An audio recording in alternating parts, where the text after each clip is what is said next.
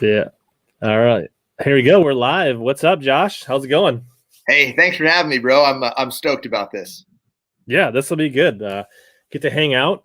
I've had quite a few tournament guys on, mostly bass, a few open guys, a couple pro circuit guys, but this first time I've had a BPT guy on, so you get to be the first. Right on. Well, hey, they only get better after me, dude. So if I can be the first one, whoever you get next, I'm sure will be much better. Well, I figured since you have a podcast, I figured you at least know how to operate a mic, so I figured we'd have good audio, if nothing else. Barely. Yeah. If the listeners could have heard our conversations about me freaking out about my mic before, I guess they would know that that's not right. But yeah, man, I've learned a lot over the last year and a half about audio. I've learned a little bit, but I started with no knowledge at all, for sure. Yeah. Thanks, Darius. Good. Yeah. So it sounds like we sound good. We look good. Yeah. Right. I mean, like, just like your early podcast episodes, if you go back to my early live streams, they weren't the prettiest, but we grow, we learn, we get better, and we move on. Heck yeah, 100%. Yeah, we're a bunch of fishermen, man. For us to figure out technology, what's hilarious is we rely so much on technology now with our electronics on our boats, right? Like, dude, I am terrible in front of a computer. Like, the most basic things that I feel like I knew how to do when I was in school, it's all just gone out the window. I don't know how to do anything on a computer now.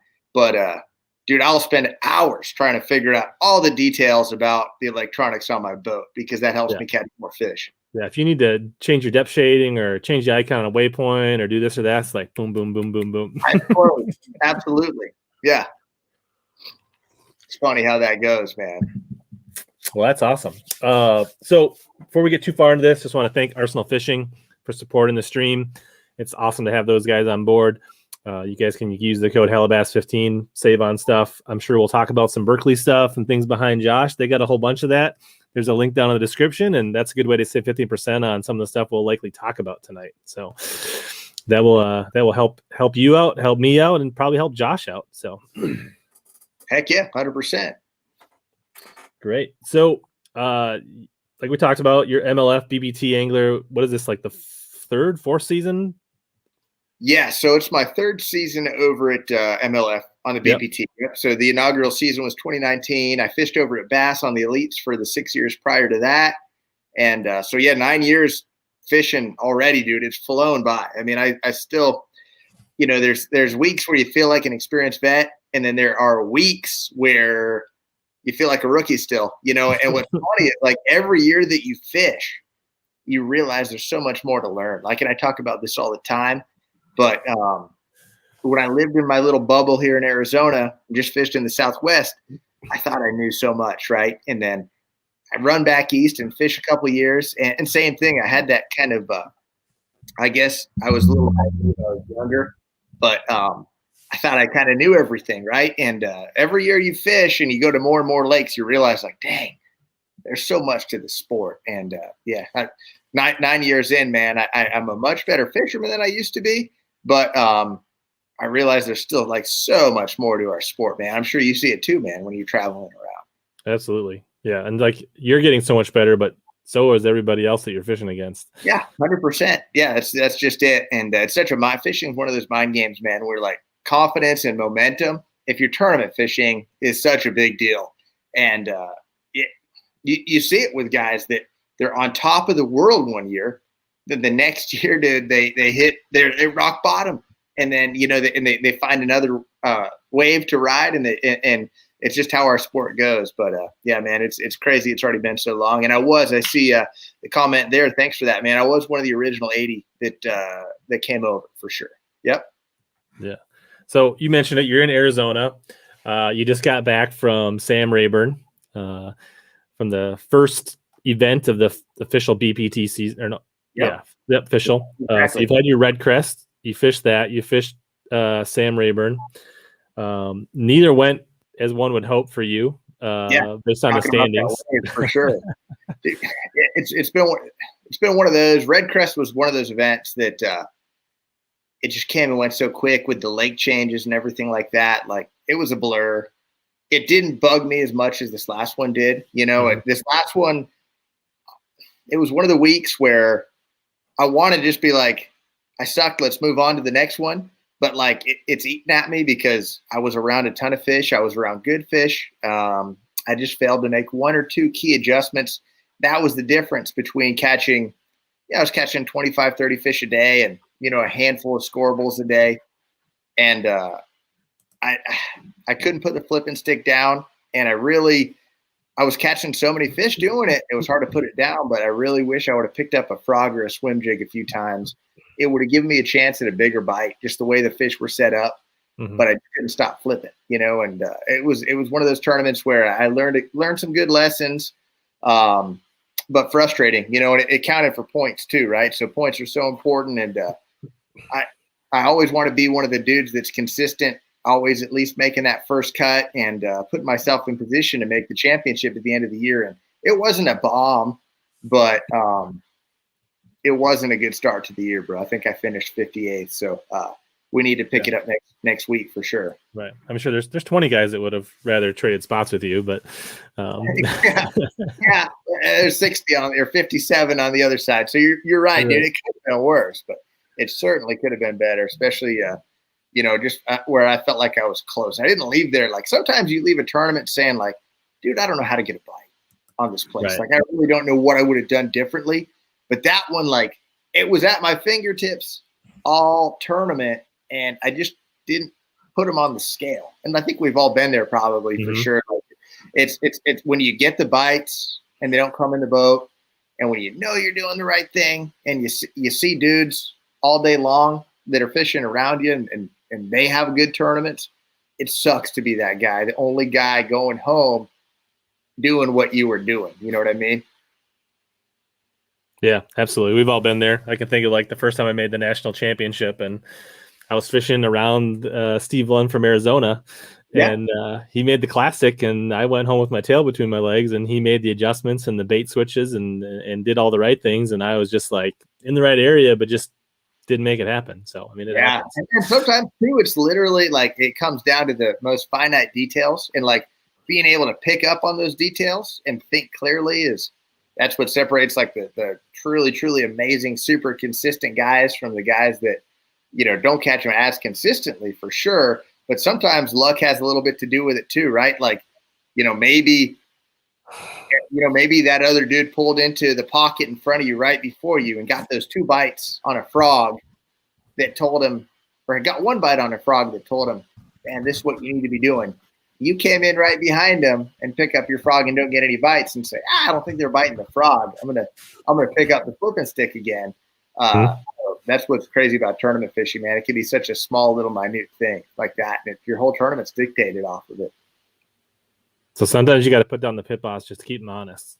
Yeah, dude, it's hard too because it's such a good bait. But I'll tell you why.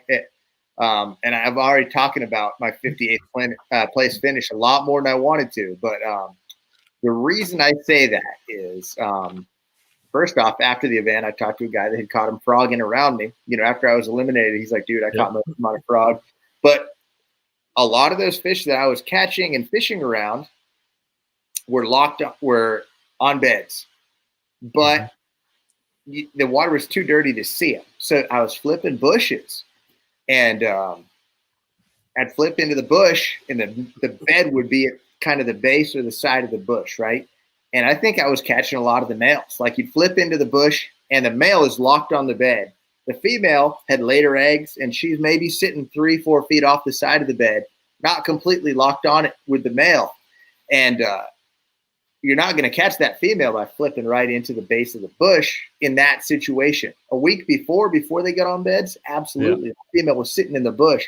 But in that phase, that female's sitting 3 feet off the bed, and she's not going to swim onto the bed to eat your flipping bait like that, right? So, but if you come through an entire area and walk a frog all around, all through the trees, bring it by the tree, and just fish a more vast area with it, I think you were giving yourself a chance at getting that bigger fish to commit.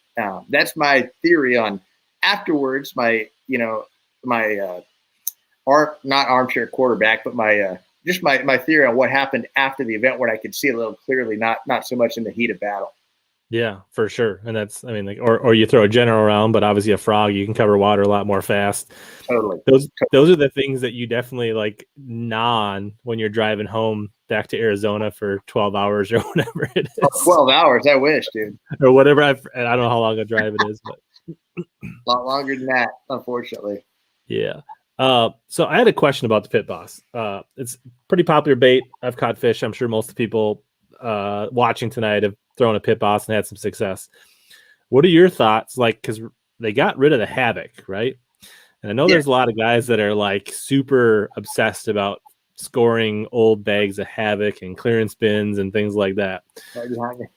What are your thoughts on the Powerbait versus the Havoc? And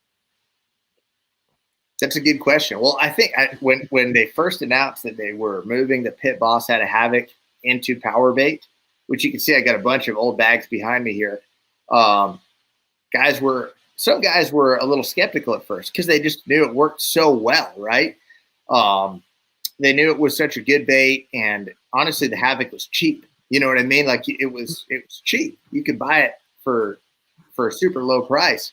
But personally, there was no scent in it, so it had a great action, it had great colors, but there was no scent. And I've talked about it a lot, man. And I know you being using a lot of Powerbait.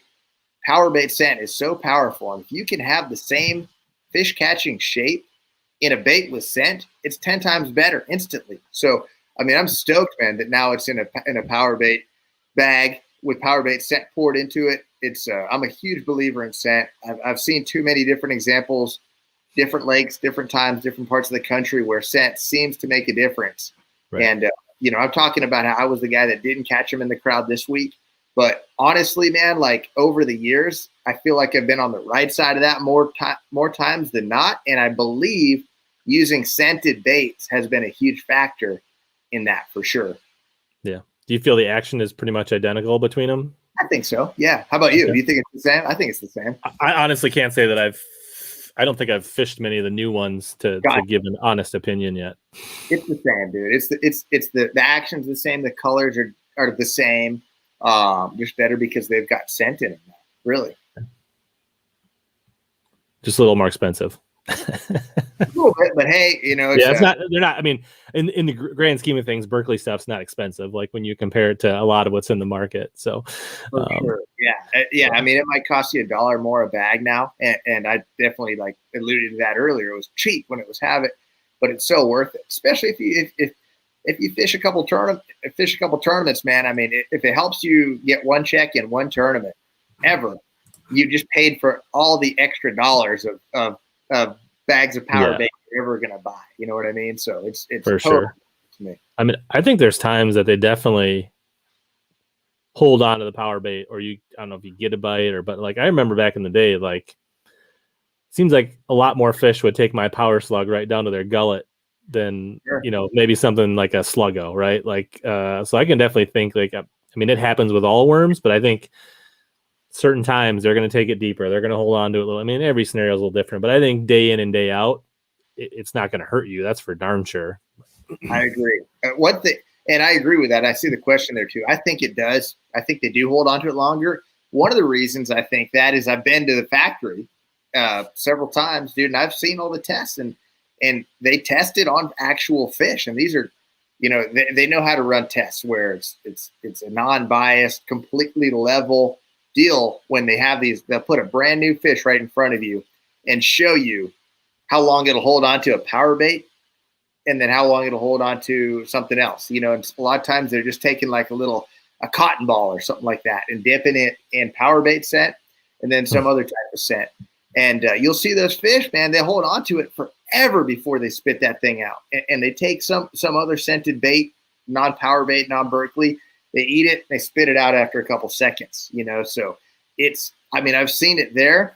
But the other thing I've seen, without making it sound too much like an infomercial, but it's real experience, is every once in a while you'll put your rod, like you're out in the boat fishing and you put your rod down to get a drink, to help net a fish for a buddy, to pick up the phone, to do whatever. And like I think we've all had that experience where you get a bite when your rod was down. You go to pick up, it's like, oh, there's a fish on. But dude, that happens so much when I'm using Powerbait, but even more so with Maxscent. Like, there's been so many memorable fish catches, even just in the last couple of years, where my Maxscent was sitting on the bottom, motionless, and a fish came over and ate it when I was netting a partner's fish or something like that. It happens all the time. Yeah.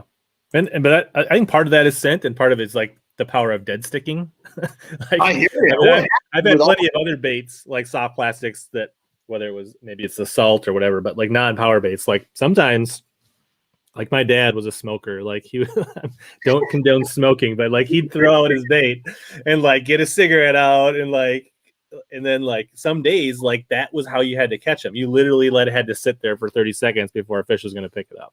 Yeah, yeah, for sure. I hear that. It definitely happens with all baits. I feel like it happens more with this, and maybe it's just my confidence level of it, man. But for sure, I hear that. Sometimes we fish too fast. You get a backlash, and you pick out the backlash. And happened to me not this time at Rayburn, but the last time we were at Rayburn. It was the third day of the tournament, and I was having a tough morning fishing spots that I knew were good with big fish, and it took me getting a backlash and picking out a backlash for 2 minutes to pick up and feel a bite to tell me, like, dude, slow down. And I slowed down the rest of the day big time and ended up doing really well.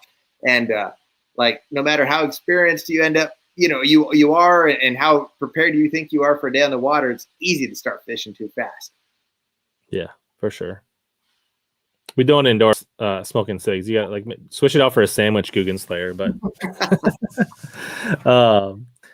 yeah. So you live in Arizona, and I feel like you're one of the guys that's kind of holding out. Like, there's less and less of you guys that are staying in Arizona, and I think you tow your boat back between every event mostly, or do you guys ever leave it over there? Or what is your kind of like your travel style? And I mean, you talk about it on your podcast, but just maybe give the guys, for the people watching, a little bit of like your methodology of how you travel and what do you do with your rig and that kind of stuff with the great distances for events.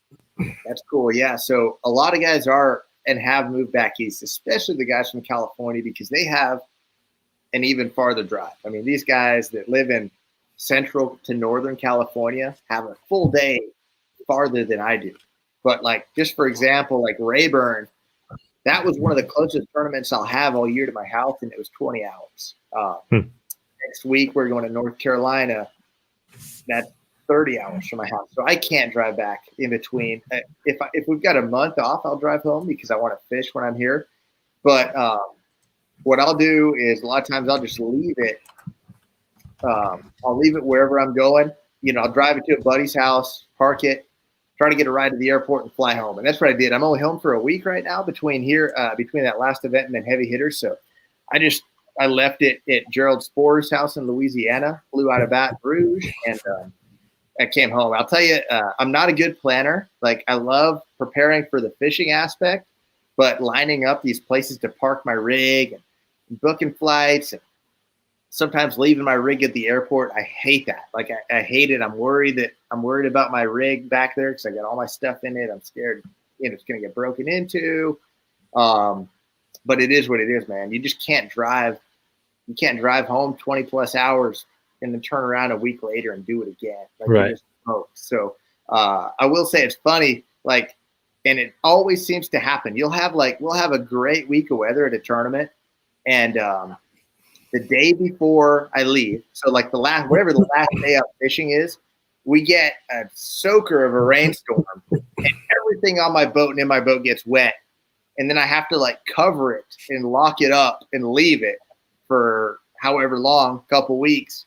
And there's been so many times that happened, and I came back and everything was molded.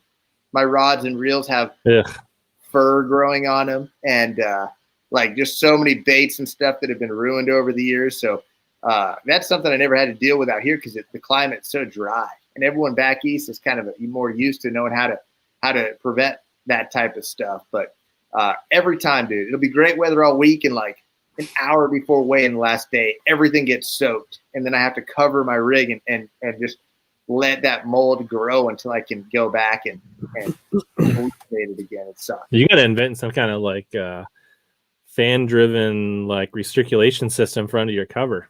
Seriously, I got one inside the compartments of my boat. Nitro has one actually, but it doesn't get that moisture out of the carpets and stuff. So yeah, right. I'm with you, dude.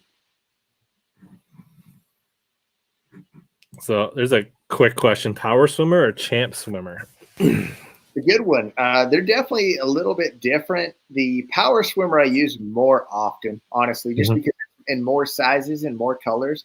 The champ swimmer is really cool though, and it's more of a solid, a little bit bulkier bait. It's actually a really good trailer on like a swim jig, a vibrating jig. It works good just on just like a half-ounce jig head, just casting it around and slow rolling it. But so I definitely like them both. And the cool thing about both of them really is how long they hold up. Like they literally, you can catch so many fish on both of those baits compared to other soft swim baits that have like they're loaded with salt. They catch a lot of fish and they're great baits, but they come apart. And like if you're into fish that are chasing bait and you're catching a lot of fish in a row, you're never having to change your bait out. Even like skipping it around. I figured out a couple of years ago that you could really skip it up underneath docks, like when there's a shad spot going on. Have you ever skipped a swim bait like that before? Just a bare swim bait? Just like on an EWG hook, or no? Well, yeah, you could, yeah, but like in this case, I did it with like a 1/4 ounce head. Sure. It's amazing how well it skips. Like I can't believe it, dude. I mean, I believe it. A chatterbait with a swimmer on it skips really easy. Yeah. So.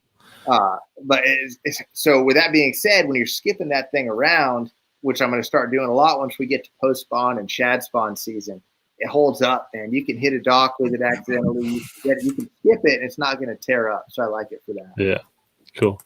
So you fly back on short trips, and then like longer trips, you'll drive back, so you have your boat at home, right? So I mean, if you're going to be home for like 3-4 weeks, you're going to drive back. But yeah, for sure. I'd like to have a second rig out here so I can fish when I'm at home, but I live in a regular neighborhood here in Phoenix, so like I just don't have the room. I got a pretty good sized garage where I can put my one boat, but I don't have room for a second boat. So I'd like to buy an old heater and just like an old bass tracker or something, that's reliable that I can take around the lakes just when I'm bored and off, so I can just go fish. But I don't have room for it.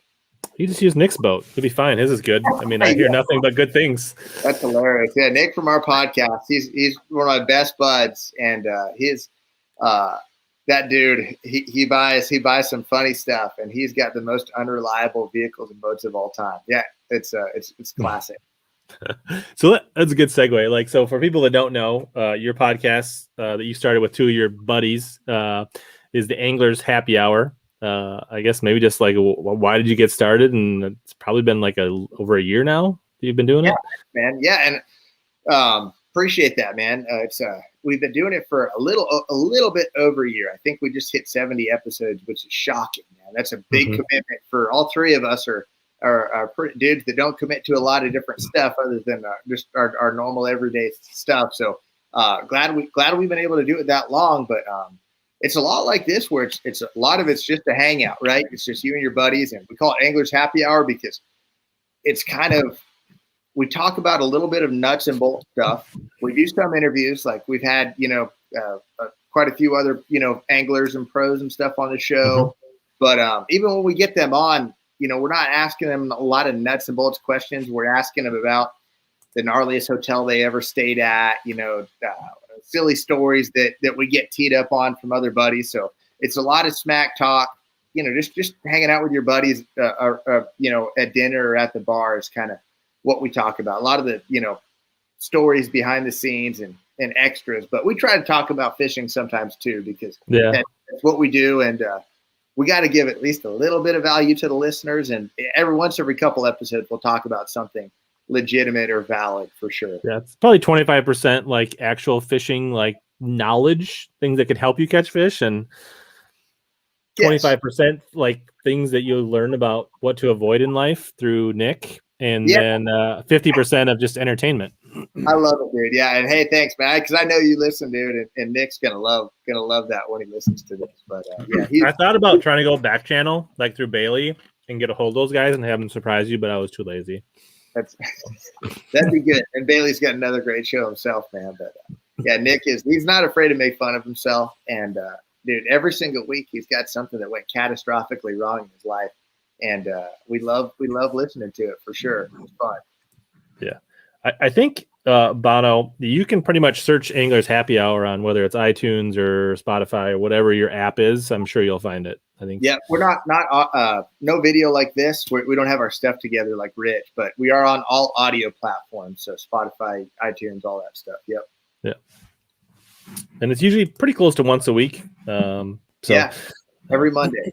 They're about an hour long. They're not too long. They're not super long like mine. So Thomas, he's curious. I've never used any of the Abu rods. What are your thoughts on the Winch, or what? I don't know. Maybe like, what do you like the Winch series for? So the Winch series, they're really designed for reaction baits. Mm-hmm. I'm a big fan of.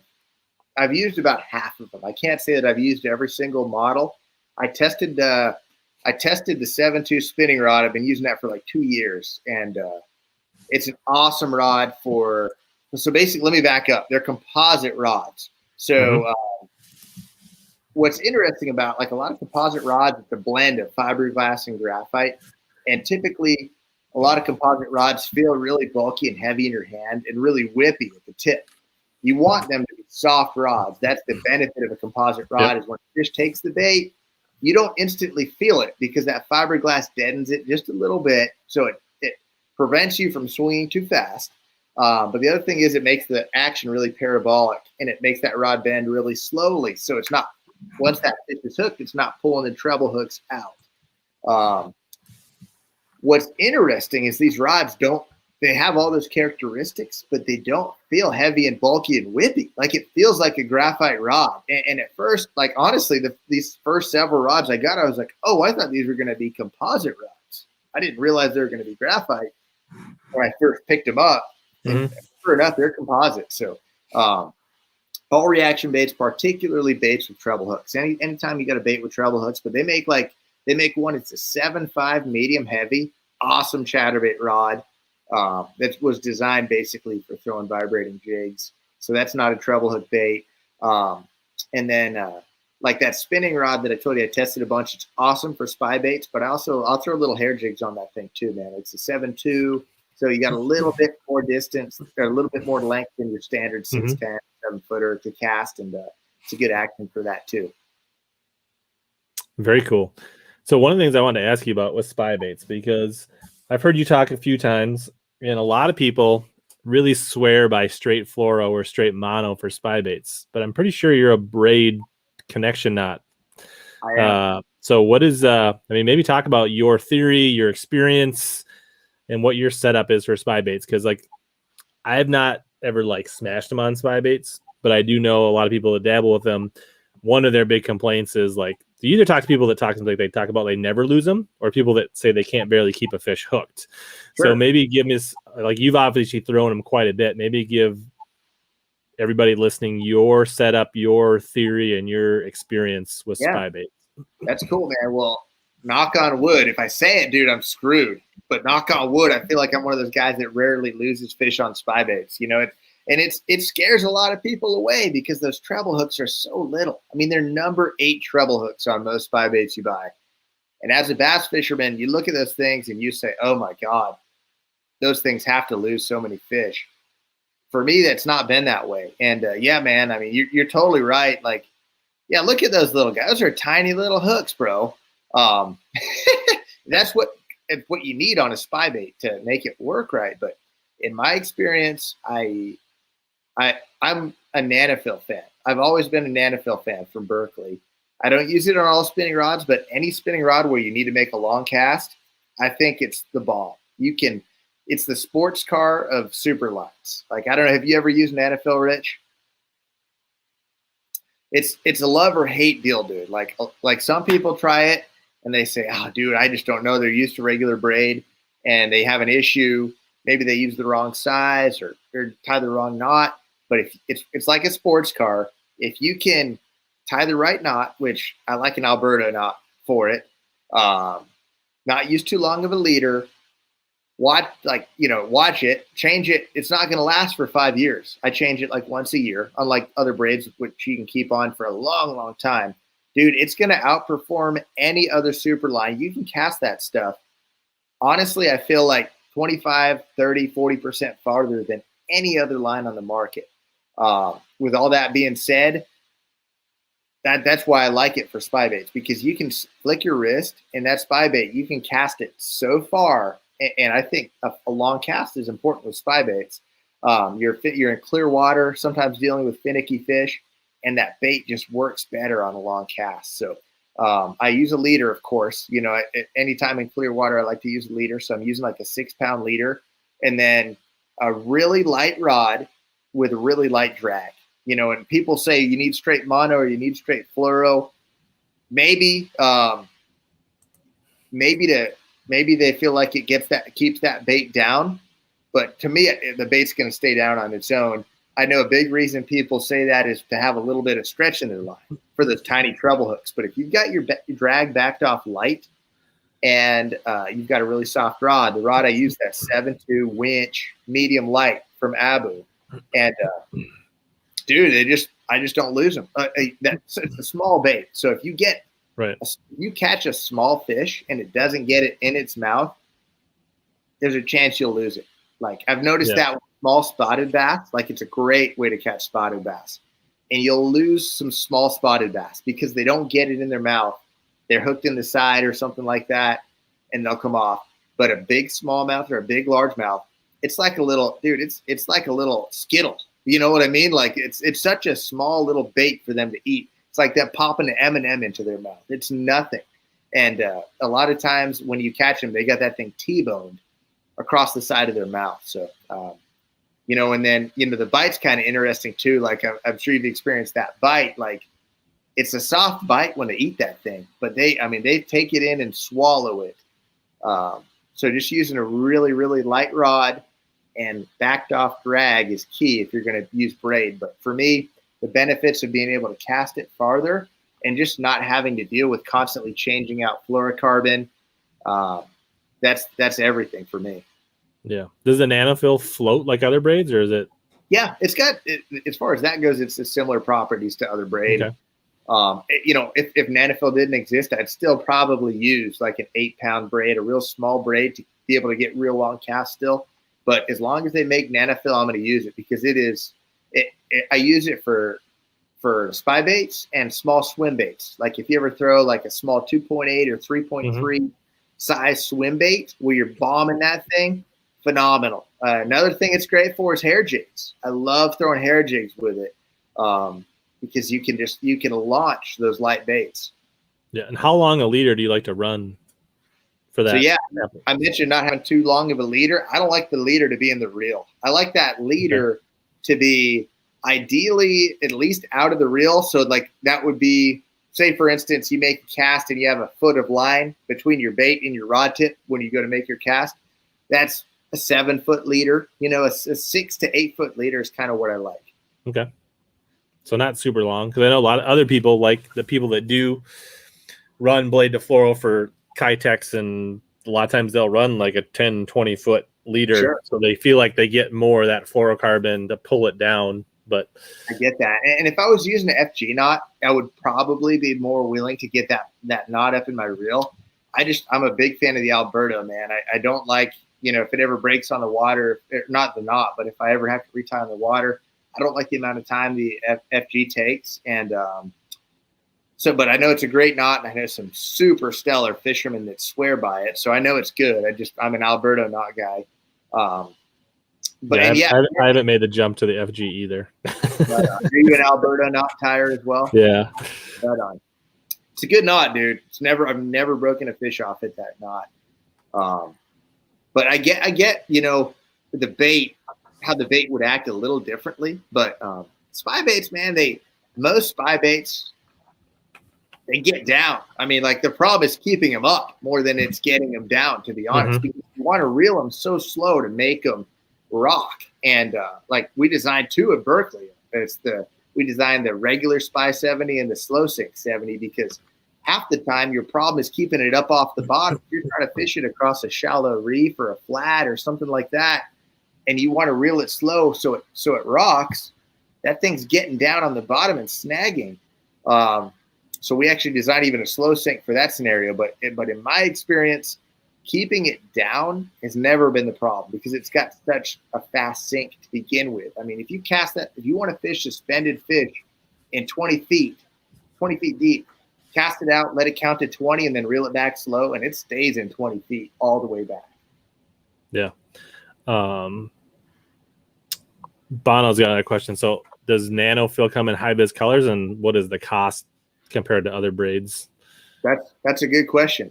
So yeah, they do. They make it in a white and they make it in a low vis green. So personally, I like the green. I use some white braids, but in this case, we're talking about a bait that we're casting and reeling through the water column horizontally. So I don't like that white line because in this scenario, because that line is coming through the water column right before the bait. You know, even if you're using a leader, you still got this strand of white line that's coming through the water column right in front of that fish like this, or right in front of the bait. Here comes the white line. And then back here comes the bait, 10 seconds later. Yeah. Low vis green. And I've seen it, dude. Some of our lakes out here are really clear and heavily pressured. And I've seen it where it's made a difference. I fully believe that. So I like white if I'm throwing like a wacky rig and you want to, and that bait's falling vertically because that line never comes through the strike zone before the bait. The bait's coming down, and then 10 seconds later, here comes your line because you're using a leader. Vertical, I love high vis lines, but in this case, like all of my Nanofil is low vis green because I'm using it to cast horizontally. And like I use a lot of X5 braid from Berkley for like drop shotting and wacky rigs. Vertical stuff, even if you're casting a drop shot, it's coming down through the water. The bait comes down before the line. No problem using white line. I love white line for that stuff. Yeah. Is it pretty comparable to the X5 cost-wise? Cost-wise, dude, it's in the same ballpark. I can't give you exact a couple bucks, whatever. I mean, it's not like it's not wild. It's certainly not wild. And like I said, it lasts way longer than fluorocarbon for sure.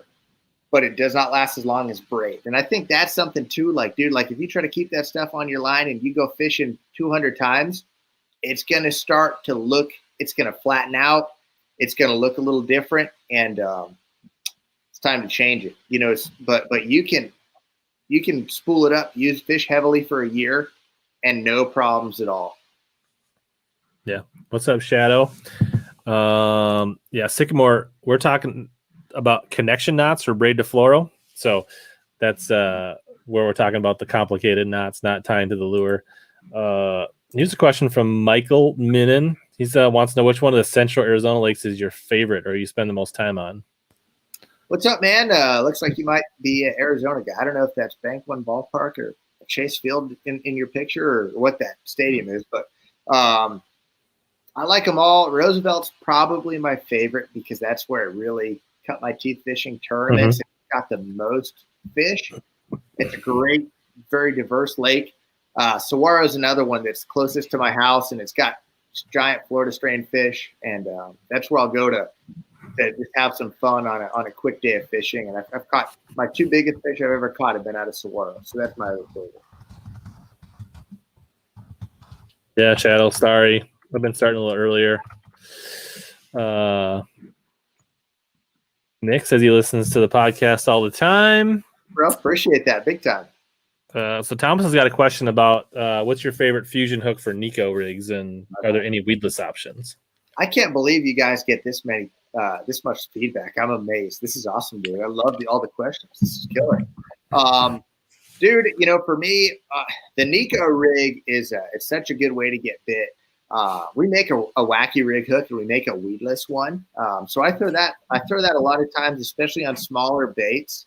I keep it pretty basic. I use like a size 1, and like I said, you can buy it weedless. And Neko rig is one of those rigs I'd rather drop shot. And they're somewhat different, but a lot of times they overlap each other. So I'm not the greatest Neko rig fisherman in the world, and wacky rigs in general. I use them when I have to, when things are funky and I need them to get bit. But I reach for a drop shot before if I can, because I feel like I lose less fish on a drop shot. You know, when fish eat a bait that's wacky rigged, that bait will ball up, and I feel like you lose a few more fish. But that's what I use for sure, is that they make a wacky rig hook. Yeah, I tend to fish my Neko rigs a little shallower. Like I rarely fish. I mean, you can fish a drop shot shallow too, obviously, but like I typically drop shots a little deeper for me. I use my Neko rig as kind of a change up to a wacky rig where I want to kind of power fish it a little more and fish it maybe around wood or docks that are a little deeper, and I don't want to wait for like a weightless wacky rig. That's when I like to use a Neko and like maybe that like 3 to 6 or 8 foot. That in between zone. Yeah, that's where I like to use a Neko rig and kind of power fish a little more. And even a lot of times I'll throw it on a bait casting rod on like 12-pound line or something like that. Interesting, huh? I had a really, really fantastic day on Gunnersville one time. And it was, I don't know, I got into a pocket and it felt like the fish had never seen a Neko rig in their life, and they were just crushing it. And that's one of the most pressured lakes in the world.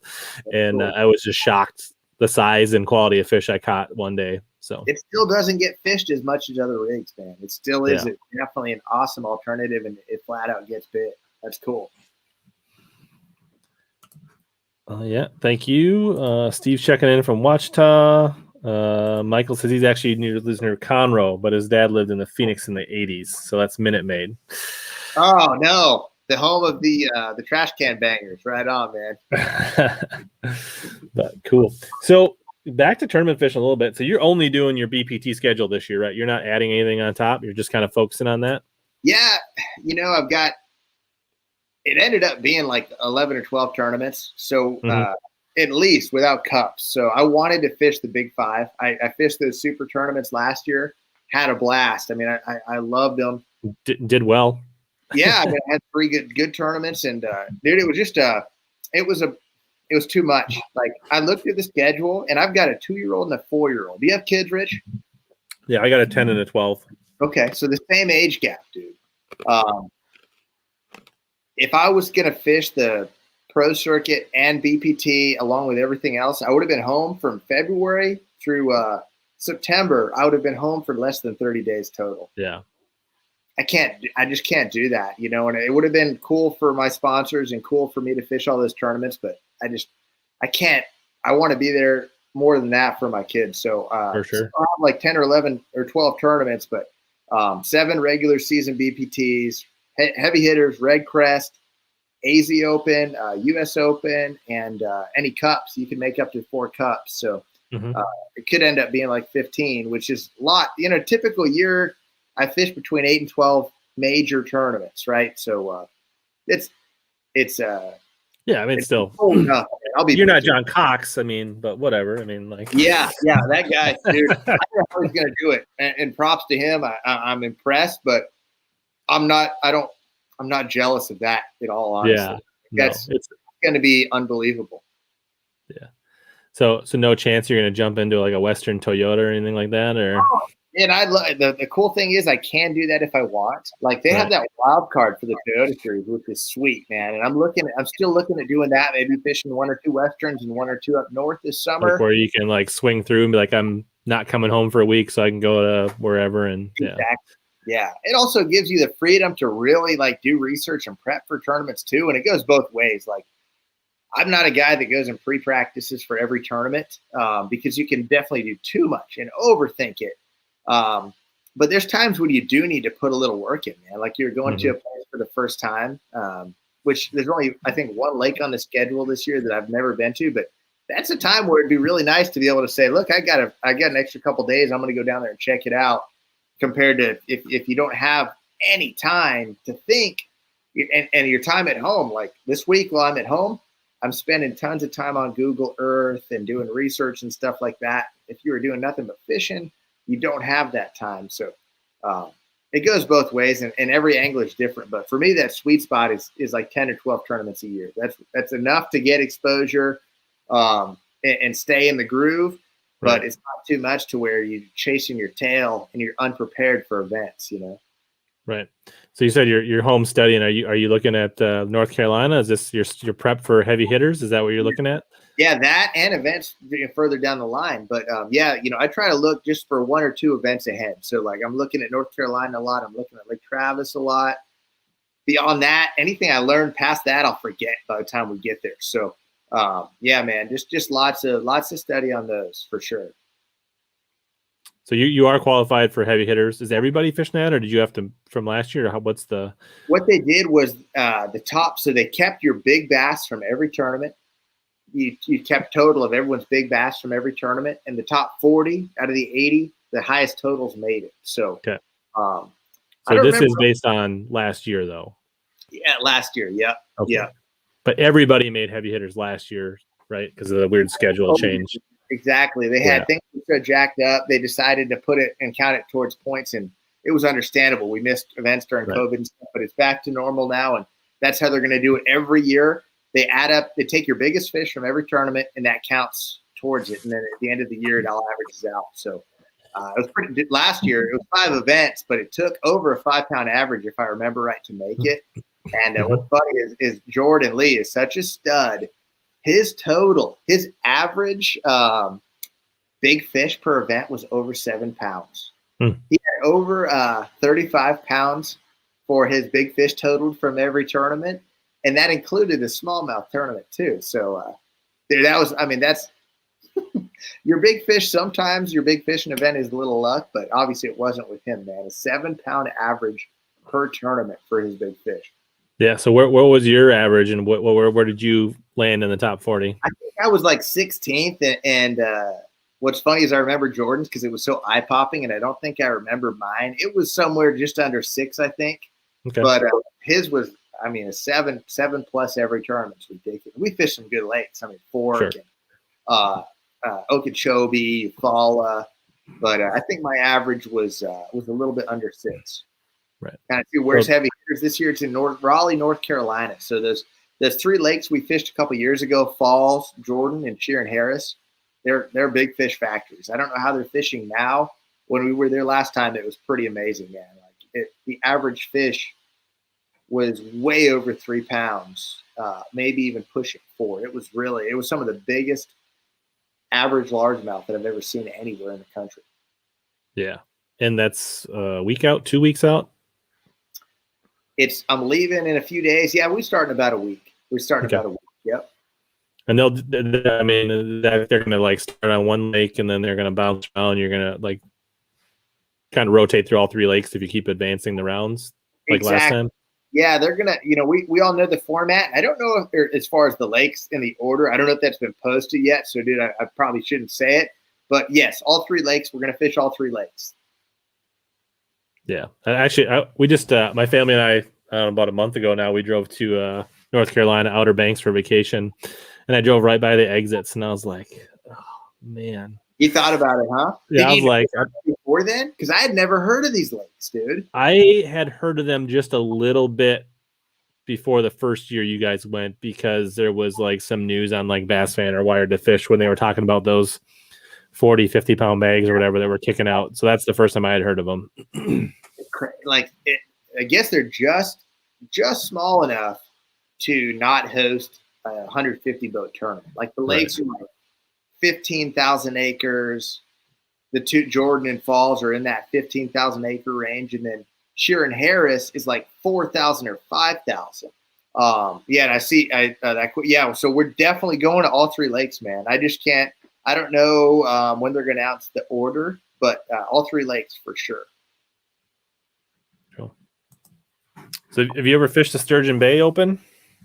No, I haven't, and I'd love to, man. I'd love to. It's I've never been up there that early. I've only been there twice. Once in September, it was quite tough, and then it was really good, or pretty good, I guess, when we were there last July. But I hear it's unbelievable when that Sturgeon Bay Open's happening. A totally different deal. I'd love to fish it. Yeah, I have not made it over there yet. Actually, if everything goes right, I'll be fishing a tournament there in September this year, which I don't know that will be a fantastic time of year to fish there. But probably going to be tough. Still probably better than most places. Just tough for Sturgeon Bay. Yeah, that's kind of our tough time of the year, is that early September, mid-September. Like that's kind of like when the down south gets tough in like October, early November. That's kind of our like middle September up where we live. So yeah, I got you. That makes sense. Transitional, everything's moving around. So yeah, that's exciting. So this is, I forget, is the strategy or any different for heavy hitters as far as like, I know there's like bonuses for big fish every day, but is it still the same format or is it slightly different? It's similar format. The big thing is there's no points involved, which still you're going to do as well as you can, period. But there are huge bonuses for big fish. So like the first round, the elimination round, that's where, you got 40 guys in the tournament. So you got 2 groups of 20. The biggest fish, per group in that round is going to get 25 grand. So there's 2 guys that are going to get 25 grand, 1 out of each group. Then if you can advance to the knockout round, you get in the top 10 out of the 20 in your group. You make the knockout round. Big fish that day is 50 grand. And then the championship round, the last day, is going to be 100 grand for big fish. And there's still payout depending on how you finish, like a normal tournament, but those bonuses. So I don't know. The way I'm looking at it is you've got to get a real shot at that big money. You've got to advance anyways. So right. My focus is going to be on getting out of that first round. And if you get out of that first round, those last couple days, man, anything can happen. And I definitely will focus more on techniques that'll give me a chance at getting that big fish because there are no points, right? So if you get lucky and catch that big fish and win 50 or 100 grand, who cares how you finish in the tournament? But to get to that point, you got to get through that first round. So I'm going to treat it in practice like a regular tournament where I need to advance. I need to make the cut. And then at that point, you switch to a different lake, and that crazy, money is there for big fish. So I can't imagine what it would feel like to catch a fish like that. Like, to get lucky and catch a 9 or 10 pounder in that scenario would know it was worth that kind of just ask Jordan. I'm sure he'll tell you. Dude, yeah. Oh, yeah. Well, he'll be like, oh, it ain't, yeah, it was cool. I just got lucky, just kind of downplay. Bit, and I reeled it in. Yeah, no big deal for Jordan. That's why we all love him. But, dude, a couple years ago, when Bass Fest would have the Texas Bass Fest, they gave away tundra for big fish. And the first cast, I'm not kidding you, the first cast of the first morning of the tournament, I caught like an 8-8.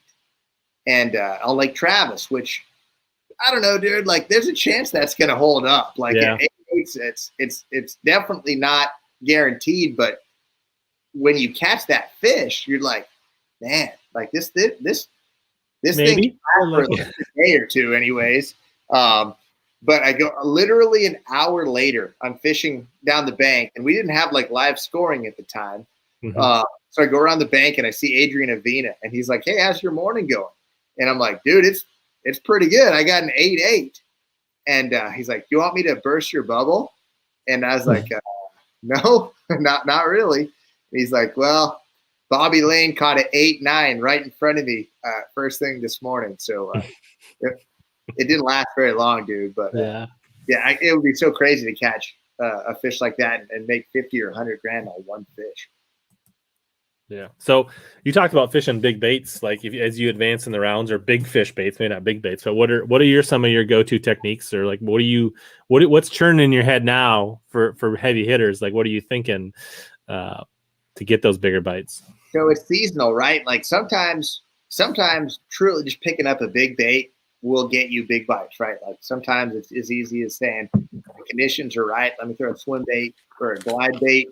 But a lot of times it's taking advantage. Yeah, something, dude. Is that a pike lure or what, bro? I don't know. It's like a musky-sized bladed jig. It's hilarious. Yeah, I'm gonna need that down there. That thing's ugly. That's hilarious. I can see a big, angry northern toothy fish eating that thing. That's for sure.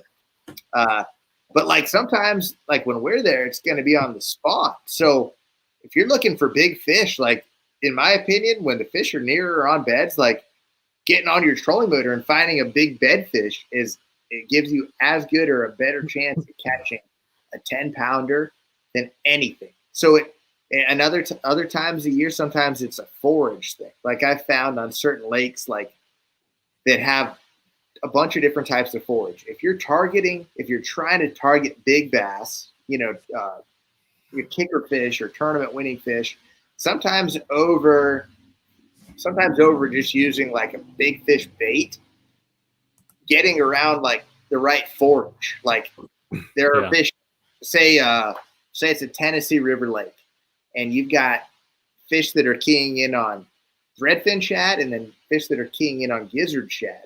Those gizzard shad eating fish are going to be so much bigger because they're bigger to eat a 6 or 7 or 8 inch shad. You might catch them on the same bait that you would catch those. You might throw the same crankbait in that school as you would on the school on threadfin shad. But so sometimes it's using a bigger bait. Sometimes it's taking advantage of a time of year thing like the spawn. And then sometimes too, it's getting around those bigger forage and just using whatever bait, but just knowing, hey, these fish here are targeting bluegill, they're targeting gizzard shad. I have a better chance to catch a big fish here than on other types of situations. Or the crappie eaters. Totally. Yep. That's just it, bro. Yep. For sure. Maybe on smallmouth lakes, sometimes it's the perch eaters. Things like that. Yeah. Totally. Yep. Yeah, I could definitely. I mean, if I was in the same situation and there was big fish spawning, I mean, I think I would probably have my trolling motor on 70, and then I'd probably be chucking a swim bait or a frog as I was looking. Oh, yep. And those are two great big fish baits, and that swim bait will show you a lot of big fish too that you might not have seen. It's a good way to even pull a big fish off a deep bed that you never even knew was there, and follow it back and say, "Oh, that's the bed right there." But yep, for sure. Cool. Very cool. That's one thing I wanted to share. So I posted a quick little a poll on my page the other day, which I thought was kind of interesting. I just want to share that. That was one of the things I wanted to show. And I just thought it was funny because I thought everybody kind of wants to know where they are with everybody else, I think. And I posted this little poll of like how many fishing reels, right? Like of my audience, like what. Right. So like 200, almost 250 people voted. And I thought it was an interesting distribution of like, where are we all at that are like watching the channel, right? Like, so clearly everybody fishes, everybody has a couple rods, right? But most of us are in the between 2 and 25. And then I'm guessing you and I, Josh, are in the can my wife see this poll percentage? Degenerate fisherman stage. That's for sure, dude. Yeah, I don't even most of my rods are in the boat, dude, and I got 100 sitting behind me right here, and most of them are in my boat rough. But if you guys didn't vote yet, go vote. I just thought that was a fun little poll. That's awesome. I love it. You got some hardcore fishermen. Yeah. And so actually today, just before the stream, we hit 4,000 subscribers on the channel. So that's pretty cool. Congrats. That's huge. So we're excited about that. So we're high def, I guess, if we want to do a dad joke. We're 4K. So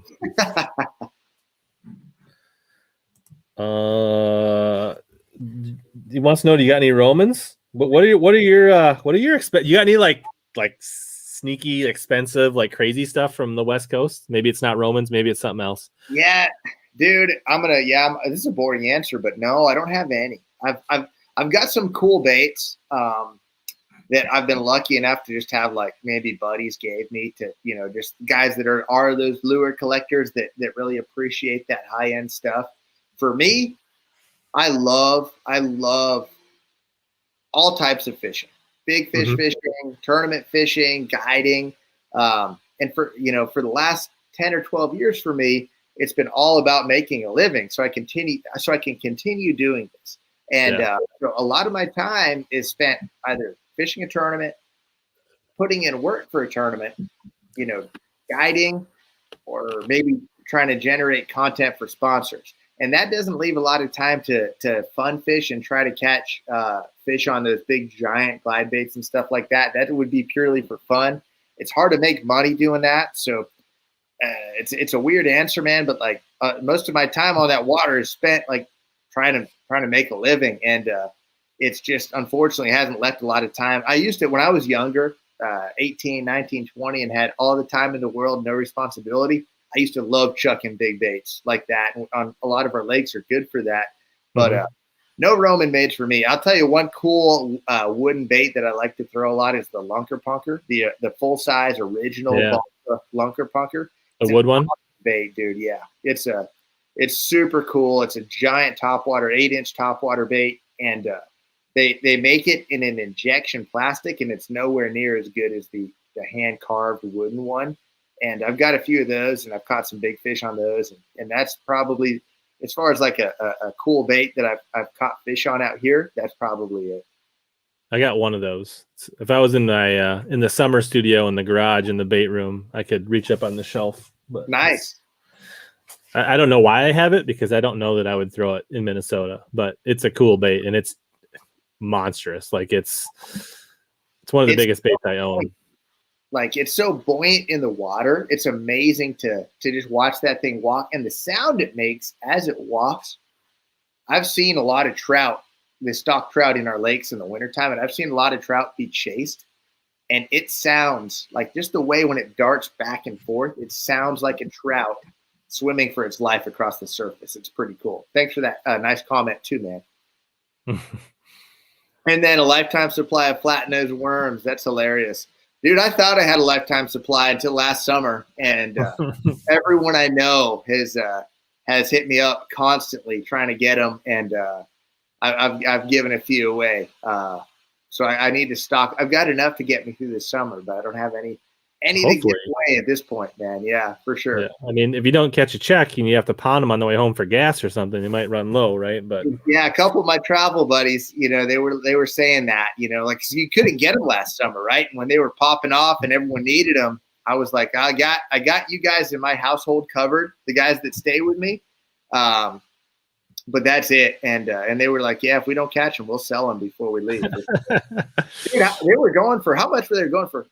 20, 30, $40 a bag on eBay? Yeah, it was crazy. I mean, and it was weird. I mean, like, what are your thoughts, I guess, like the hitworm versus the flat nose versus the flat nose minnow? Do you think the flatworm is really, really the deal? Or do you think you can pretty much use any of those small Maxscent baits on a drop shot? They all work really well. I can tell you I have equal confidence in the flat-nosed minnow as I do in the flatworm. They're my favorite too. They're similar in size. They're about 4 inches. The flatworm's like 3.6, and the flat-nosed minnow is about 4. The hitworm's awesome, but it's a little bit bigger. It's 4.5 inches. They're all good. They're all fish catch. You can cut down. You can cut it in half and almost make it into a flatworm, right? You do all kinds of cool stuff, dude. Like, people do all kinds of crazy stuff with the different Maxscent baits to get them different shapes and profiles, but they're all good, and they're all better than using a non-Maxscent bait. Like, if that's all you can get, yeah, dude, go throw a hitworm and you'll catch tons of fish. I think that when we first came out with the flatworm, we just knew it was like, even like the guys that designed it, they're like, this is like the perfect smallmouth bait. It's the perfect profile, shape, action, and obviously the scent.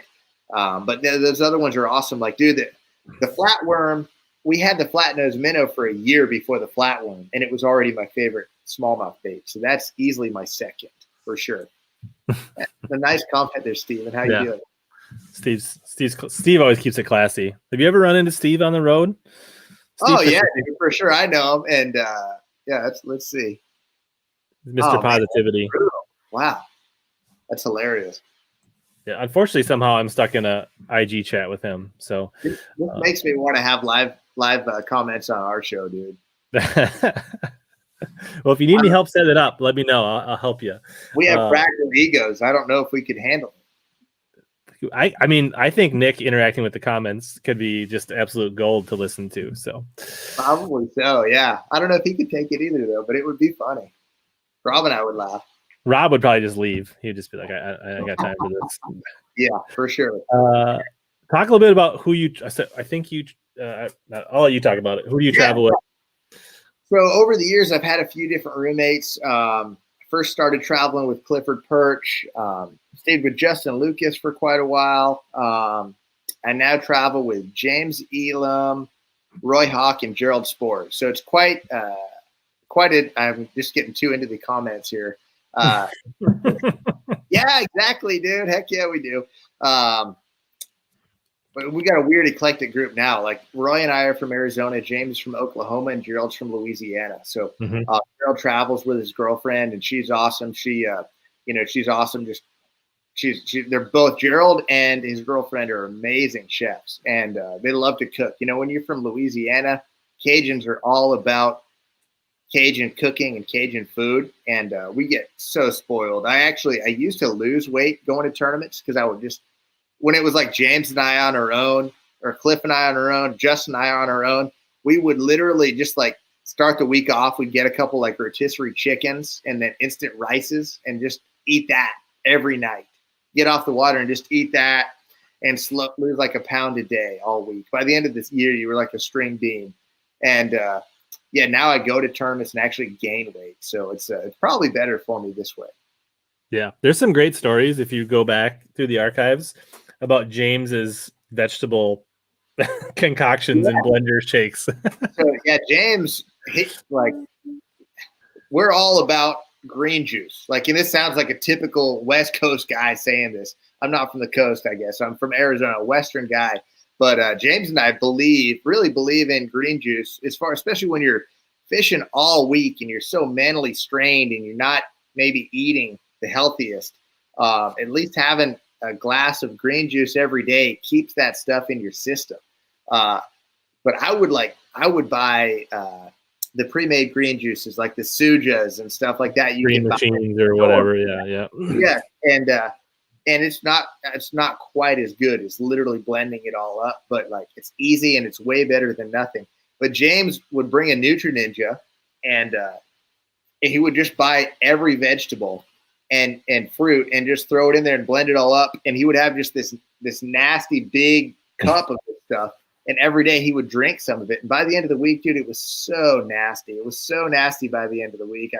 I wanted nothing to do with it, but he swore by it. And I think I know he's on the Suja train now. So we get into town and we race to the local grocery store and try to steal the Sujas before the other guy gets there. I think Sporer is cooking for you. He's got you off your game. He's slowing you down. He's used to it. He goes out and busts them at Rayburn. He's filling you full of Cajun food and all this fat food that you're not used to, and he's slowing you down, Josh. That's probably what happened. Like I said, I was close, but I just wasn't quite in form this week. So, and James, same way, bro. So maybe we need to keep our eye on Gerald. Here's another scoop of fried food and potatoes, Josh. Eat up. You got to be strong tomorrow. He's slowing you down. Yeah, no doubt. Man. That's hilarious. Feeding us crawfish and stuff like that. I'll tell you, James sucked. Have you had crawfish, Rich? A couple times, yeah. Okay. So the real true Cajuns, they eat the meat, but they suck the heads and tails to get all the juices out. And James thought he would try to be Cajun this past week when we were over there, and he sucked all the heads and tails. And there was so much salt and sodium. It was like drinking a whole glass full of water, salt and sodium. He felt so bad. He went to bed at 7:15. He was so sick from eating that. He went to bed at 7:15. I felt so bad for him. So that's the thing. When you eat super clean, which is good for you, your body gets used to that. Totally. And then when you eat fried chicken or do something weird, or go to McDonald's, you're like, I don't feel good. 100%. Yes. Yeah. So maybe if Josh wants him in the future, we'll reschedule and we'll do a super show. We'll get the whole gang on. Oh, that'd be awesome. I see there, Nick. Yeah, heck yeah, man. I'm sure they'd love it too. That would be a blast. Or well, vice versa, we'll have you on but we don't have the live comments in that scenario, so we'll do that. But we'd love to all come back on. You tell us when. All right, cool. So I have a question. So I'm from Minnesota. I don't like maple syrup. Can't stand it. But you work with Anderson's maple syrup in middle of nowhere, small town, western Wisconsin. How did that whole thing come about, and what's the story behind that? Because it seems odd, right? Non-endemic, small little company. You're in Arizona. What's the relationship there? I get asked that a lot, and it's funny, man. Yeah, how does a guy from Arizona end up with a maple syrup sponsor? And I mean, ultimately, it just came down to knowing the right guy, a guy that does a lot of work representing them on the sales side. They did some sponsorships in NASCAR, and it's a similar demographic to fishing, right? Fishing is a lot cheaper than NASCAR, I would assume. I know. You know, I do some stuff like all sponsorships are different. And if you have any young anglers that are watching right now, there it is. Thanks for the plug, bro. They're going to love it. I did good stuff. I'll get back to what I was saying, but I'm originally from the Northeast, so I grew up eating like good maple syrup, and I know good maple syrup, and this is really good maple syrup. And those little packets that you can take on the boat, if you want a little boost of energy without caffeine, like a lot of runners and bikers and stuff will actually take those like little gel packs instead of the nasty gel packs. But back to my point, anyways. If you're a younger angler and you're looking into getting sponsorships outside of the fishing industry, just try to find some angles where you can help them out other than the obvious, right? Like, so obviously they appreciate the impressions that you generate by being on the live stream and having their logos on the carpet decals, on your jersey, on the side of the boat when you're going down the road. That's all good advertising.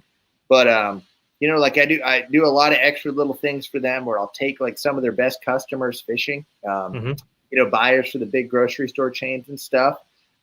Maybe the dude that buys the maple syrup in the Kroger chain of stores loves bass fishing. Well, I take that guy, you know, stuff like that. So it's a really mutually beneficial relationship, and I just love the stuff, man. I love the stuff. They've got a bunch of products. I don't think they have a sugar-free version, unfortunately, man, but they've got quite a few different versions of the syrup, and it's good stuff. And they're a really good family-owned company, man. I've been with them for like 5 years. I'm really thankful.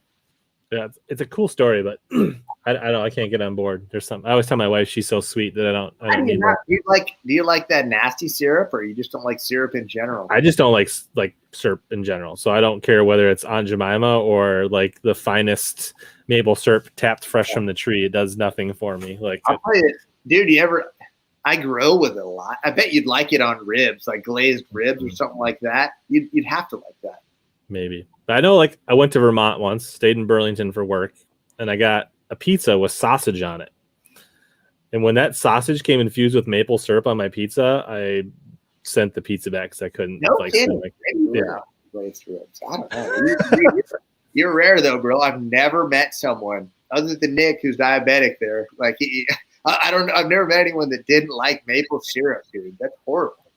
Yeah. But anyways, that's a cool story. And even though I don't like it, I thought that was a good like story about like it's interesting relationship for sure. So what's a sneaky Berkley bait that's like not mainstream that you use a lot? Let me think, dude. Let me look behind me here. Here it is, right here. This is because we're coming into the spawn. Wait, just wait. Hold up. Can you see? We're gonna go full screen here. Because we're coming into the spawn, you're looking for baits that are, when you're bed fishing or sight fishing, you want a bait that you can see as an angler. It's gonna make bass angry. Got a lot of movement and motion in the water, and then something that's gonna give you a good hookup percentage. A bait that's not too big, so when a fish comes up and bites it, even if they don't want to take the whole thing, you're still going to get a hook in them. And this is it. It's a bearded grass pig. And it's not a bearded grass pig. It's a bearded single-tail grub. They make a bearded grass pig. In this color right here. Sorry. Interesting. So that is sneaky. I don't even never even seen those. No, and you're going to have to, you might have to get it straight from Berkley or one of the retailers that has a lot of baits. But dude, this thing in the water moves so much water. It's got so much action, and it's just such a nasty looking bait. That's exactly what it is. It's a single tail hula grub, but the grub itself has got the tail so wide, and then just the skirt on this thing, fish cannot stand that thing on their bed. So, and then you got Powerbait on top of it. It's a Powerbait, dude. I might be the only guy on the planet that uses this, but I caught a 10-pounder on it two springs ago, and I love throwing that thing. I just Texas rig it with like a 1/2 ounce weight and a 4/0 hook, There's a lot of little sneaky baits that we've got, but that is like the sneakiest because like no one uses it, but it is gnarly on a bed for sure. Yeah, otherwise, I think if you were like not in heavy cover, right, you could put that on a exposed football jig with no. Yeah, like, that'd be really fish hula grubs, right? Absolutely. Yeah, that would be a good bed bait too. Like if you weren't around any grass or reeds or brush or docks, like I would definitely just flip that on a 3/8 ounce football head, right? Totally. Smallmouth, just a smallmouth on beds. It's just one cast and it's over with that thing. There you go. Up in walleye world here in Brainerd, Gander and Fleet Farm have them. There you go. Sweet, man. Perfect. Nice. Cool. So back to like the we touched on this earlier, like Powerbait versus Maxscent. What is your go-to general and why? Which version do you like, and or maybe use both, and when would you use one versus the other? So just like every single person, when Maxscent first came out 5 years ago, I was skeptical, of course. Like I believed in the scent, but the action and look was so different that I believed in it instantly for smallmouth, but I had to see it work on largemouth over and over again. And I'm fully there now, dude. Like I really like if I've got the choice between Maxscent and Powerbait or any other thing, like Maxscent. If it's a similar action and a similar color, Maxscent. And then Powerbait, and then anything else way behind that. But yeah, so I'm a huge fan of the Maxscent in general. I love baby bass is like my favorite color. And then just they make a green pumpkin watermelon kind of laminate. That's my second favorite color. I throw the 5-inch a lot. I also like the black and blue, especially up north. You know, I know you got a lot of northern based fishermen, and there it is right there, man. Black and blue. That thing, especially when you're around grass, there's so much good contrast with that bait in the grass where they can see that thing. Huge fan, man. I love throwing the Maxscent the most, probably. So are there any colors that you'll go to the Powerbait because you like the color for the general? Morning Dawn. It's kind of a weird one, right? But they make one in Morning Dawn. Yeah.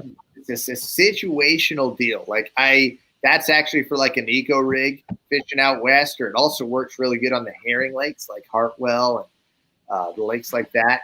And that super clear water, I do that. Because the one thing about Maxscent, it's limited in the amount of colors they can really make with it. So if you've got a real trick color like Morning Dawn, Powerbait. But if they make it in both, and you'll notice too, like that black in the Maxscent, it won't stay. Like you'll fish it for like 45 minutes, hour. It won't stay as vibrantly black, but it still works really good, dude. Like even when it starts turn into like a light black, it's still catching. And overall, they're dull, right? Like they're a duller finish than the Powerbait cousin or brother, right? Like they're. And I guess that's good, dude. I mean, like honestly, I think that's good. I think it looks more natural. There's baby bass right there. It's a killer bait. It really is. That's my favorite color. Nasty. Hey, every year at ICAST, we didn't have ICAST this year, but every year at ICAST, you're like dressed up, you're wearing nice slacks, and you're meeting, folks that are high up in different companies and stuff. And the entire time I'm sitting in the Berkley booth doing videos with Maxscent. I come out of there smelling worse than I do after a day of fishing because I'm doing Maxscent all day long, taking it out of the package, showing them to just like you did right there, man. I need a shower after a day of that. Thank you, Bailey. Appreciate it, brother. I definitely I definitely started using the Maxscent general more and more.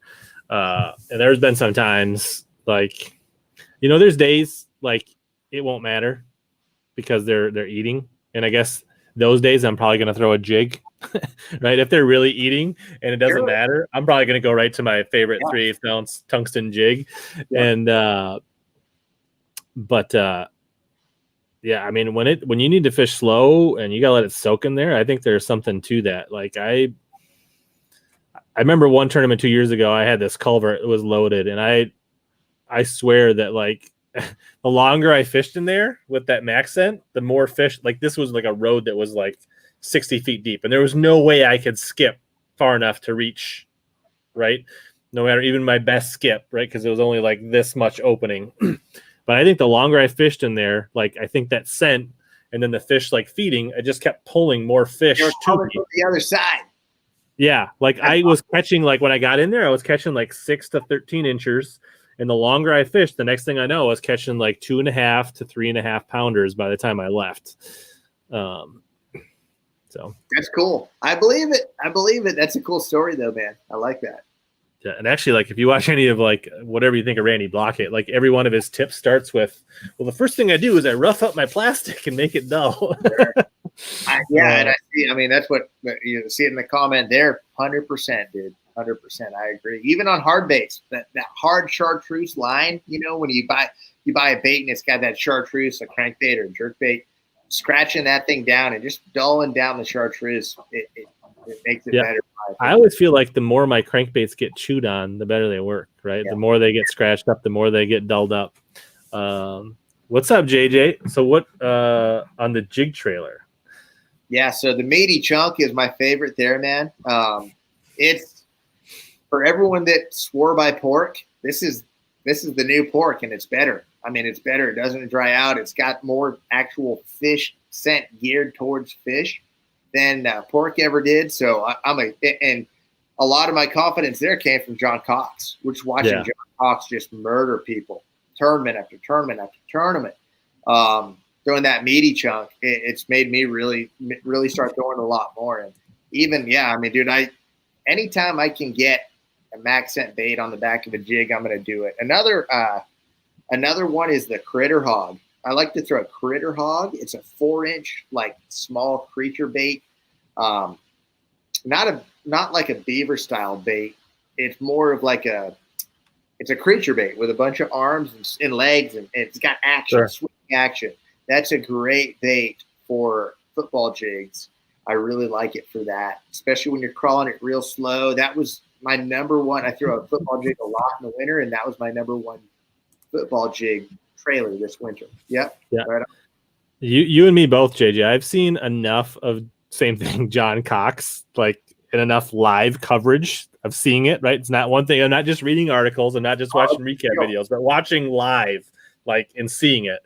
That I definitely, they're on order. I've got some Maxscent chunks and trailers that I'm definitely gonna, because I've always been a big menace scrub guy, a big speed craw guy in the back of my jigs, which are great baits and they catch tons of fish. But I'm definitely excited to try some of these other trailers on my jigs this year.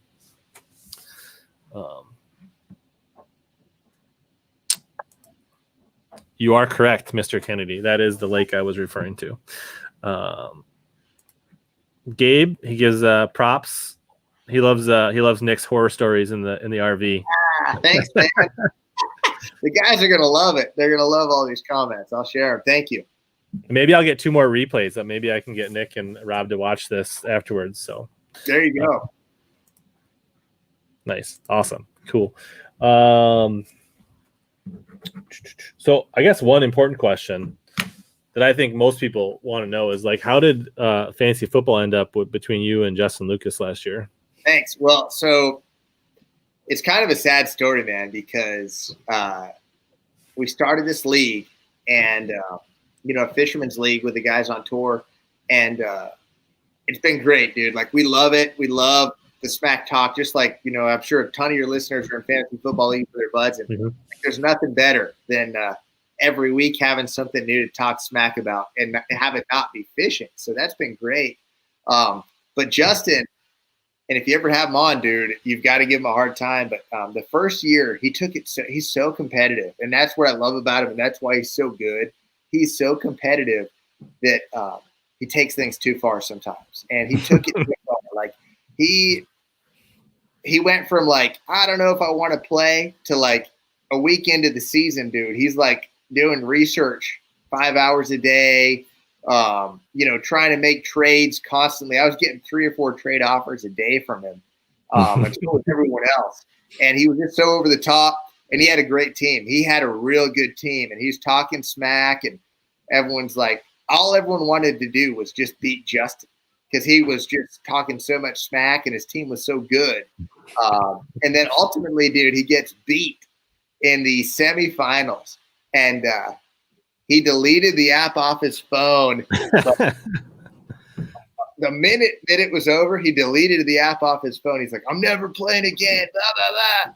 And so then we start working on him again. We're like, dude, let's play. Come on. We all want you to play again. Like, we wanted him in the league because it was fun to talk smack with him, just like everyone else. And he's our buddy. So it's like September, or it might have been late August when we were up at Erie. And we were like going down to the end of the tournament, dude. And I was actually leading the tournament, and he was in second or third, I think second on the final day. And I can't remember how it came up, but I'm like, dude, if you end up coming back and beating me, you better play fantasy football this year. And sure enough, man, I ended up falling to third, and he wins the tournament. And that sucker never even played fantasy football this year. So I think, maybe part of it was he didn't want to take 5 hours from a day from his wife and kid, which I can actually respect that. But we all would love to have him back into the league. We played Cody Myers in the league, Elam, Cliff Crochet, Jordan Lee, Matt Lee, a handful of others. It's a fun league, but Cliff Crochet actually ended up, what's hilarious is Cliff ended up having, he's from Louisiana, right? And folks from down that way are super hardcore LSU fans and Saints fans. There it is. That might be the tournament right there. But they're hardcore LSU fans and Saints fans, and Crochet drafted only ex-LSU players and Saints players. He had the worst team. We're like, dude, he picked Joe Burrow as his number one pick. Do you play, Rich? Do you play fantasy football? I used to. I had to give it up because of all my fishing. I didn't give it up because I was too competitive. I just gave it up to have more time to do things like this and fish. I hear you. Yeah. And I can appreciate that. But Joe Burrow was his first pick. You can't pick a quarterback first, like Patrick Mahomes. Or a rookie quarterback. Yeah, dude, it was insane. We laughed at him and laughed at him and laughed at him. He ends up winning the league. Couldn't believe it. But that might be the tournament. So what are your thoughts on this article on Wired to Fish right here? When did it just came out right now? Is the video out? 1 minute ago. Is the video out, bro? What's that? Is the video out? Is there a video that's coming too? Yeah, you'll see. I don't want to ruin it for everybody. Yeah. That's funny. You're on the ball pretty quick, but yeah. I can't say anything, but we got pranked really badly earlier this week, and this is part of it, dude. You guys, if you can following, read that. I'm sure I can't wait to read that article, but be following Berkley and Major League Fishing. We got you're going to see some pissed off fishermen here in the next 12 hours. Yeah, just watch your calendar. I guess that's all I got to say. Yeah. So Bailey says sneaky Pitboss color. Right on. Let me see if I can guess your sneaky Pitboss color. Please. If I'm following it, I believe green pumpkin, green flake. You're the man. Yeah. Do you throw that color too, dude? No, but I know you talk about it all the time. I love it. I might not even have it in the wall because I went through 7 bags last week and I reloaded. It's such a good color, man. It's green pumpkin. Everybody else in the top 10 was catching them on green pumpkin blue flake, though. So that's where you were wrong. Yeah, probably something like that. God knows. But it's one of those baits that looks so different in the water than it does out of the water. You look at it out of the water and it's it's green pumpkin with a green flake. As soon as that thing is in the water and the sunlight swimming around, it's just dang, that it lights up and looks so fishy. It catches them, man. If you guys haven't tried green pumpkin green, I hardly ever flip straight green pumpkin anymore in a Pitboss. It's a great color, but I do that, and it's also something a little bit different. And it was different enough to get me out of the cut this week, but same thing. Looking back over time, it's put me in the cut more times than out of the cut, and I just think it's cool that it's a different look for sure. Yeah, I mean, I don't know if green, but in general, I have a lot more confidence, whether it's a Pitboss or anything else, to throw out green pumpkin with a blue fleck or a purple fleck or a green fleck. Like I like a little something in my green pumpkin, whether the fish care or not. In my head, I like something a little different than straight green pumpkin. My favorite color forever has always been like green pumpkin candy or watermelon candy. And that's just the green pumpkin green with purple flake as well. And they don't make that in a Pitboss. I wish they did, but they make another really good one, dude. I've got some of these with sprayed grass. Yep. You ever throw sprayed grass? And other stuff. It's got a similar look, bro. Yeah. This is the first sprayed grass there's ever been, but you can see it's got some like a smoke purple back and a green pumpkin green belly. And that thing looks so much like a bluegill in the water. And then if you really want to get into it, you can dye the tips of the tail chartreuse. And phenomenal. It's a clear watercolor. You're going to use that in clear water. But out west, that's my favorite color out here where I live is that one. For sure. Well, the good thing is, Dustin, you always got the replay on YouTube and Facebook, and then you got the podcast version. So you can always listen to it and catch up. So it's all right. We forgive you, Dustin. Yeah. Unless you're in Florida, then you're just going to throw June bugger black and blue. Yeah.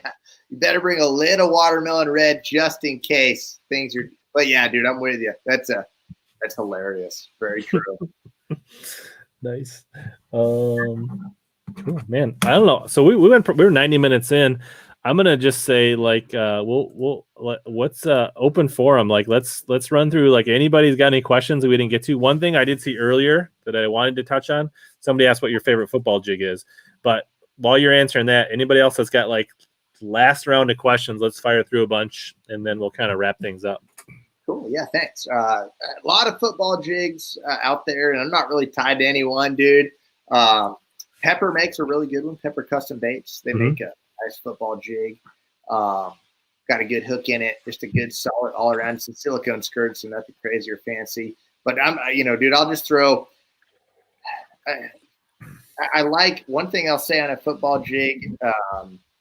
I go a little heavier than a lot of guys. Like, I love throwing a 3/4 ounce football head. 5/8 is a good size, but when a lot of guys are throwing half, I throw a 3/4, and I just feel like sometimes it even gets you.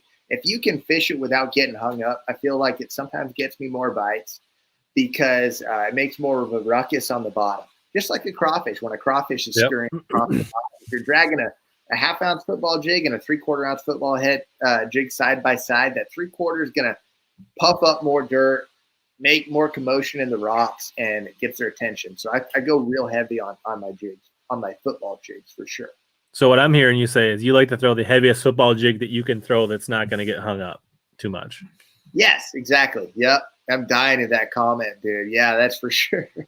All right. So we got a couple Fritz side colors or Fritz side questions. What's your favorite Fritz side so far? Color, not size, but color. They're basically their version of spring craw. Their red is really good. They make a really cool. Let's see if I've got any above me. They're on my boat, aren't they? Yeah, I don't have them up there. Their spring craw is probably my favorite, but they make a shad color called Kentucky Blue. I got this. Hold on. You don't got to get up. We can bring it right here. Oh yeah, I got it right here, bro. Here it is. There it is. There it is. Did this one? That's the one. It is such a good bait. And like everyone, a lot of guys, myself included, started throwing flat sides, as a cold water bait early spring.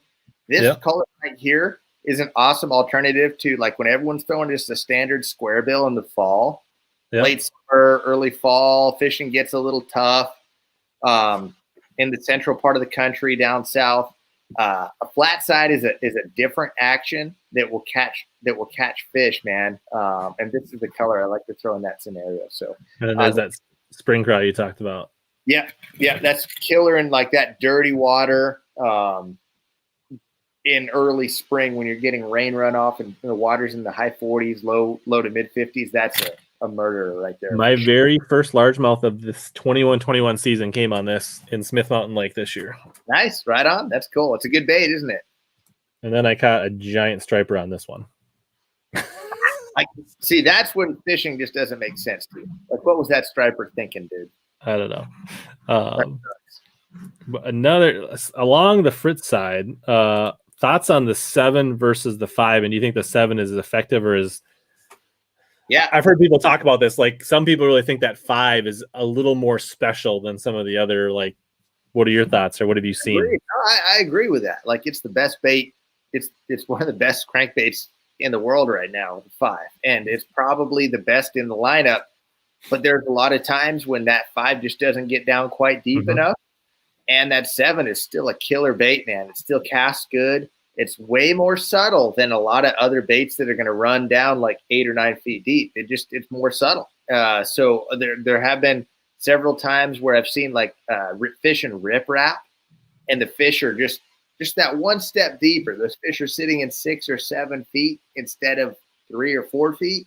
That 7 works really good still. So, and I'll be the first to admit I haven't thrown the 9 a ton, but the 7. I've caught a lot of fish on it, but the 5 is just if you're gonna buy one, buy a 5 for sure. Sure. What's your favorite smallmouth lake out west? So for me, it's Havasu. I know if I fished Lake Mojave more, it would be Mojave. I just have limited experience there. That's the lake above Havasu on the chain. I just haven't really had any tournaments there, but. That Colorado River is pretty special, man. Havasu's got a ton of it's no Great Lakes, but it's good. I mean, there are a ton of 4 and 5 pound smallies in Havasu for sure. What's your go-to lure retriever setup? Do you carry a lure retriever? Do you have a plug knocker? I've got some. This is a worthless answer because it's a homemade bait that my buddy makes, and or a made retriever, but. It's just a plug knocker. Forever I carried one of those deals that was attached to a rope on a half rod and reel, and you drop it down, and it worked really good, but it took a while, and it took like 8 hands to use properly. Elam makes these things. They're little. They're just plug knockers. They're lead, and they weigh like 2.5 ounces, and you just clip them onto your line. Not on a swivel. They're just lead. You fold a flap over part of the lead and send them down. And what's cool about them is they're so quick and easy that I'm not scared to send it down to save a Ned rig. Like you send it down to save a jig or Ned rig, anything. Whereas like you would never, dude, if you get your Ned rig snagged, you're never going to bust out that stupid thing that's got the, the hooks on it and the chains. Sure. And the hound. Yeah, no way. But this thing, you'll send it down, and it's not effective 100% of the time. It saves your bait 4 out of 5 times, but it's so cheap. Like I'm a big fan of just a plug knocker. So you get the same effect with one of those big egg sinkers with a swivel or something like that. Right. But if you're going to make these deals, yeah, exactly. If you're going to make these deals that James makes, the key is soft lead. Like a lot of the lead nowadays that you get is so hard, you can't manipulate it with your fingers because it's so tough. So he's got, he spends time searching out soft lead and makes these things. And he reloads me like once a year, and I protect him. Throw him a couple flatworms. You get a couple of lure retrievers. Exactly, dude. 100%. Nice.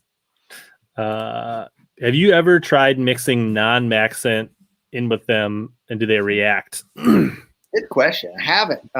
Great question. Has anybody else in the chat tried this? What is your results?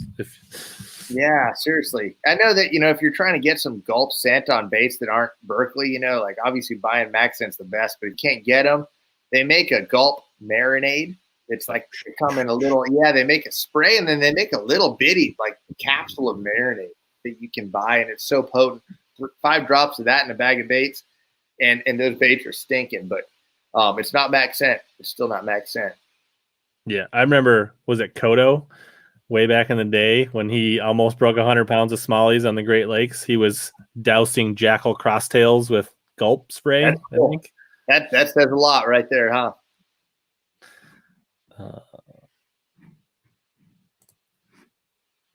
Punch Fishing thinks you got a serious microphone. What's your microphone? He's impressed. So this is, you'd laugh at. I've spent. This is. Is that a Yeti? I've tried to be. It's a Yeti. I try to be a serious podcaster because we have a podcast. We've done 70 episodes, but I've wasted so much money on audio equipment. Like, I mean, I don't have a studio, obviously. I'm sitting here in my garage, but dude, I bet I've spent $2,000 on audio equipment that I don't know how to use. And like, this is what I got, a $70 microphone that I plug directly into my laptop. We have a whole audio interface, 5 or 6 mics and with boom mounts and everything. And I don't know how to use any of it, dude. I'll sell it all for $100 if anyone wants it. Question for you, Punch. If I like sneak my mic into the screen, does it make me look more official if I show it versus just having it off to the side? It's a good question. No, I think you should have it in the deal, dude. Like that makes that more official to have it like showing. Like I need to like put it up here. Like, right. I would love to hear everybody's thoughts. Would you be more impressed if I flexed my mic versus just the good sound? I have never heard this before. There's no UV part of Maxscent, is there, that you're aware of? Well, dude, if it is, they've kept it secret from us. The scientists have not told you that when you visited the lab. Hey, that's how fishermen are, dude. Who knows what's in that stuff? But if they ever tell one of us, everyone's going to know. Fishermen can't keep a secret for their life, man. The doctor says I don't need to flex. So I want to hear more comments. Flex or no flex on the mic. Have you been part of any designing of baits? Yeah, the SpyBait, actually. The SpyBait, the Berkley Spy, it's not the first SpyBait. It's not the first of its kind, but it's got a lot of unique characteristics to it, especially the slow sink. So that was pretty cool, man.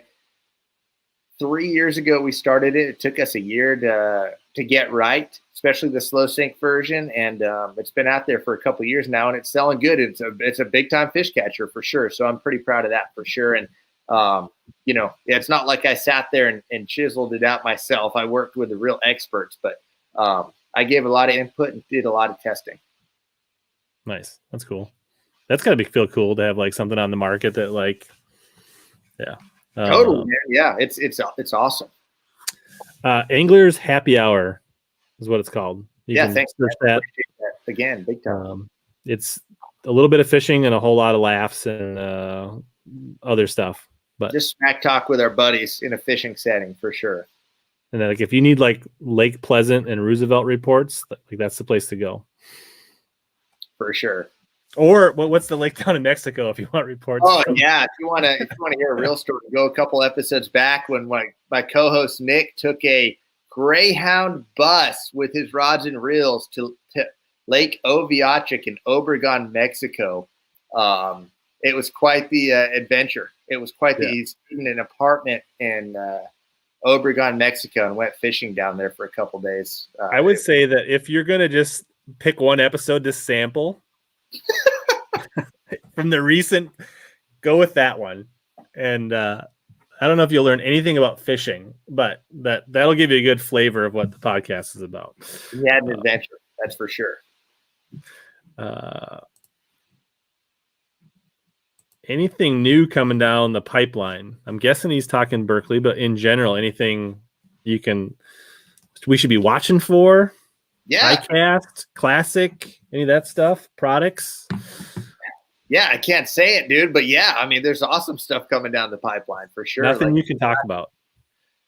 Dude, I don't know. I can't mention anything. I've been testing some rods and reels from Abu and a few baits, hard baits from Berkley that are awesome. That are much better versions of what we already have on some of the stuff, and I think everyone will be pretty impressed with it. But yeah, the way that the timeline for that is usually like test them out up until this point, and then they get announced at iCast, and they are available around September. So we'll at least get to know what they are here in a couple months. Everyone will. Yeah. Listen to that. It's a good story. Like there's a lot to learn. Dustin says Fritz says there's more cranks coming, so maybe there's a tip. Yeah, Nick, Josh can neither confirm nor deny these rumors, but there's good hunting tips, there's construction tips, RV tips. He'll fish again, dude. He's a legit fisherman, like a good fisherman, but that poor guy's been chained up in his house trying to remodel an entire house by himself, but eventually he'll get back on the water and have something fishing to talk about too. My neighbor Bill, officially the first comment or anybody I've seen actually from Periscope, so that's why I'm putting this up. He calls you Justin. That's fair enough. It's a J. It's happened, dude. J. Josh, it's probably you probably should pick Justin because he always catches them, so that's probably not a bad pick.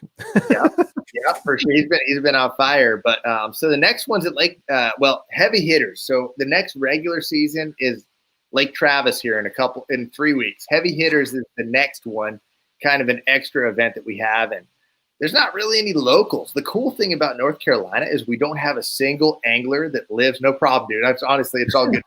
A guy came up to me and called me Adrian Avena last week because we have. That's much worse than being compared to Justin.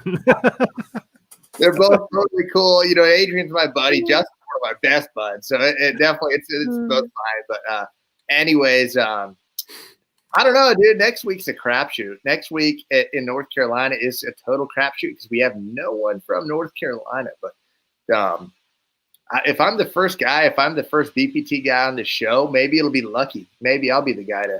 Well, that's a good point because I've had Garcia on this year and I've had Brian New on this year. So that's not bad, dude. I like so you can send the rebate check if you win heavy hitters and catch big fish on the final day. You can just some green pumpkin, green pit bosses, bro, or some flatworms, maybe. There you go. Yeah, it's fine. Nice. That's funny. So do any of these new products, have you been testing them? Tournaments, practices? Yeah, for sure. Talk about what they are, but what I mean, are you like? I think Berkley is pretty good about getting the stuff in your guys' hand, getting your guys' feedback, right? I think that's been a huge, like 6-7 years ago, Berkley was still Berkley and it was huge, but it wasn't making the impact it does now, in my opinion, in the tournament circles. Right.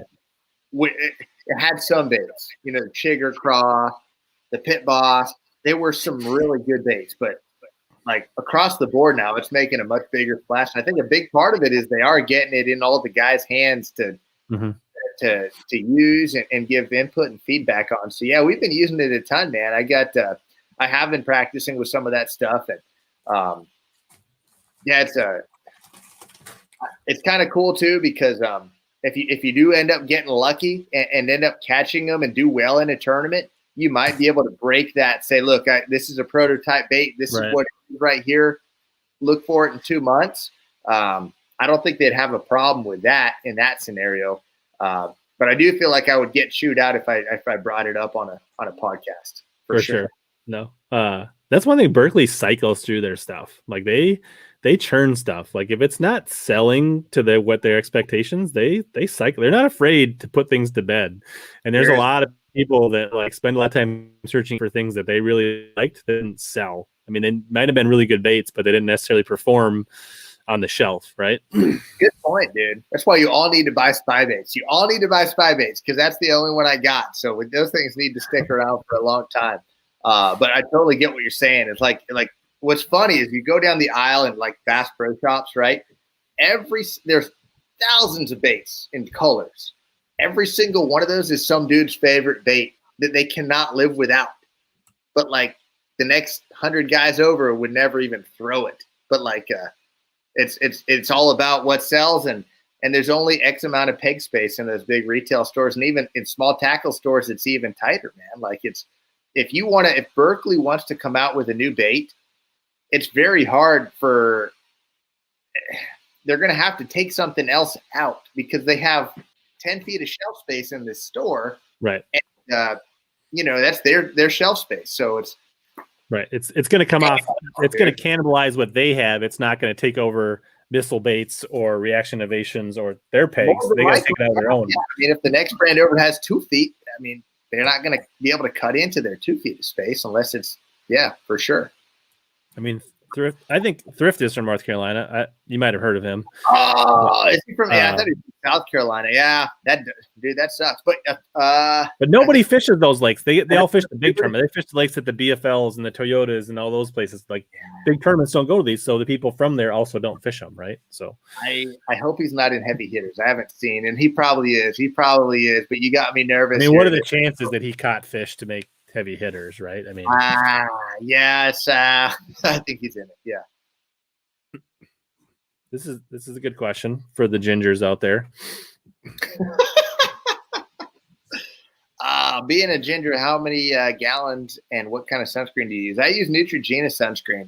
I'm all about the buff and just wearing long sleeve shirts, wearing gloves, stuff like that. But I like that Neutrogena sunscreen, and pretty much all I'm ever doing is putting it on my nose because everything else is good. That's sure. Even me, like not being super light. Like I've learned as I've gotten older, a little wiser. Like I'm long sleeve sun hoodies. Like that's just standard issue for me. And then so it's a little bit on my like upper cheeks and nose, and maybe the palm of my hand, the back of my hands early in the year until they get a little built up, and then maybe the back of my calves, right? Like until I get a nice tan. Like you're wearing shorts and I just wear pants. But you're totally right, dude. And like even I've gotten more serious about it, but my hands, I'm 32, and the back of my hands, if I just like went like this up close to you and you were looking at my hands and that was it, you'd be like, the dude's 55. It's amazing how bad that sun is. So I'm gloves from here on out. So keep catching them because you're no hand model anymore. Yeah, it's toast, man, for sure. They're not going to have you holding flatworms in the magazine with your hands. And they know I was a fisherman. All right, that's for sure. What's up, Real Jedi? We talked about this earlier. It kind of depends on how long he's going to be home. Yeah, the power slug is sneaky. Like, I don't know if people use them around, but like up north in Minnesota. Interesting. I've never thrown it. A lot of people, I don't know that a lot of people throw them weightless a lot, but what we like to do up here on Tonka, I'm going to give away some juice that people probably don't want to talk about. They like to throw them on jig worms. So instead of like a Senko or a ribbon tail worm, they throw a big power slug on it, just to expose. Like instead of a shaky head, it's an exposed jig worm, and they like rip it through the coon tail and the milfoil. That's cool. That's cool. I like it. Just that works on grass lakes down south. I definitely caught fish on Gunnersville on a jig worm. Interesting. Right on. Something different. Sycamore says you got a SpyBait handy. I do. Yep. Hold on 1 second. Yeah, that's what we were talking about, JP. There's a lot of good baits, like the Devil's Spear and lots of other baits that Berkley has cycled through because they just didn't move. There was a lot of good baits that got put to bed. That's it. That's it. But right now there. Now you got the deal. Let me get here. This is my pride and joy. Let's blow it up. All right, Spy 70. That's that black color. To my knowledge, it's the only black one out here. And black is such a good color on smallmouth, especially just because in my experience, man, a lot of times half the battle is getting the smallmouth to see your bait. It's as important as anything else. Like you put it in front of the right smallmouth and they're going to eat whatever they see, but it's getting them to see it. And they can see this black bait from a long ways away. Mm-hmm. It's just like throwing a black hair jig. Like they just see it from so far away and they'll come up and get it. Same idea with the SpyBait. So we make it in a regular, this one falls about a foot a second, and we make it in a slow sink that falls a lot slower to fish in like less. I throw the slow sink in less than like 7 feet. Anything deeper than 7, the Spy 70 actually has a little bit better action as far as a harder rock. But the slow sink still works really well, and it won't get hung up fishing on the shallow reefs and over grass and stuff. But when I first tested it, when you take the weight out, it doesn't have that super hardcore rocking action. It's more of a subtle list like this. And I wanted to make sure it still caught fish, right? And I tested the heck out of it, and it caught him, dude. It caught him really good in a lot of places. So they both work, but I throw the regular Spy until I get in like less than 7 or 8 feet and then go to the slow sink. Nice. Super shallow. Cool. And for those, we covered like Josh's setup earlier. So you just have to rewind and go back and listen if you want to hear that. Same with this. Kevin, we talked about this earlier. Josh is all in on the Powerbait. He thinks it's the same with more sense, so it's all a bonus. Good question. But that's exactly what we said. Yep.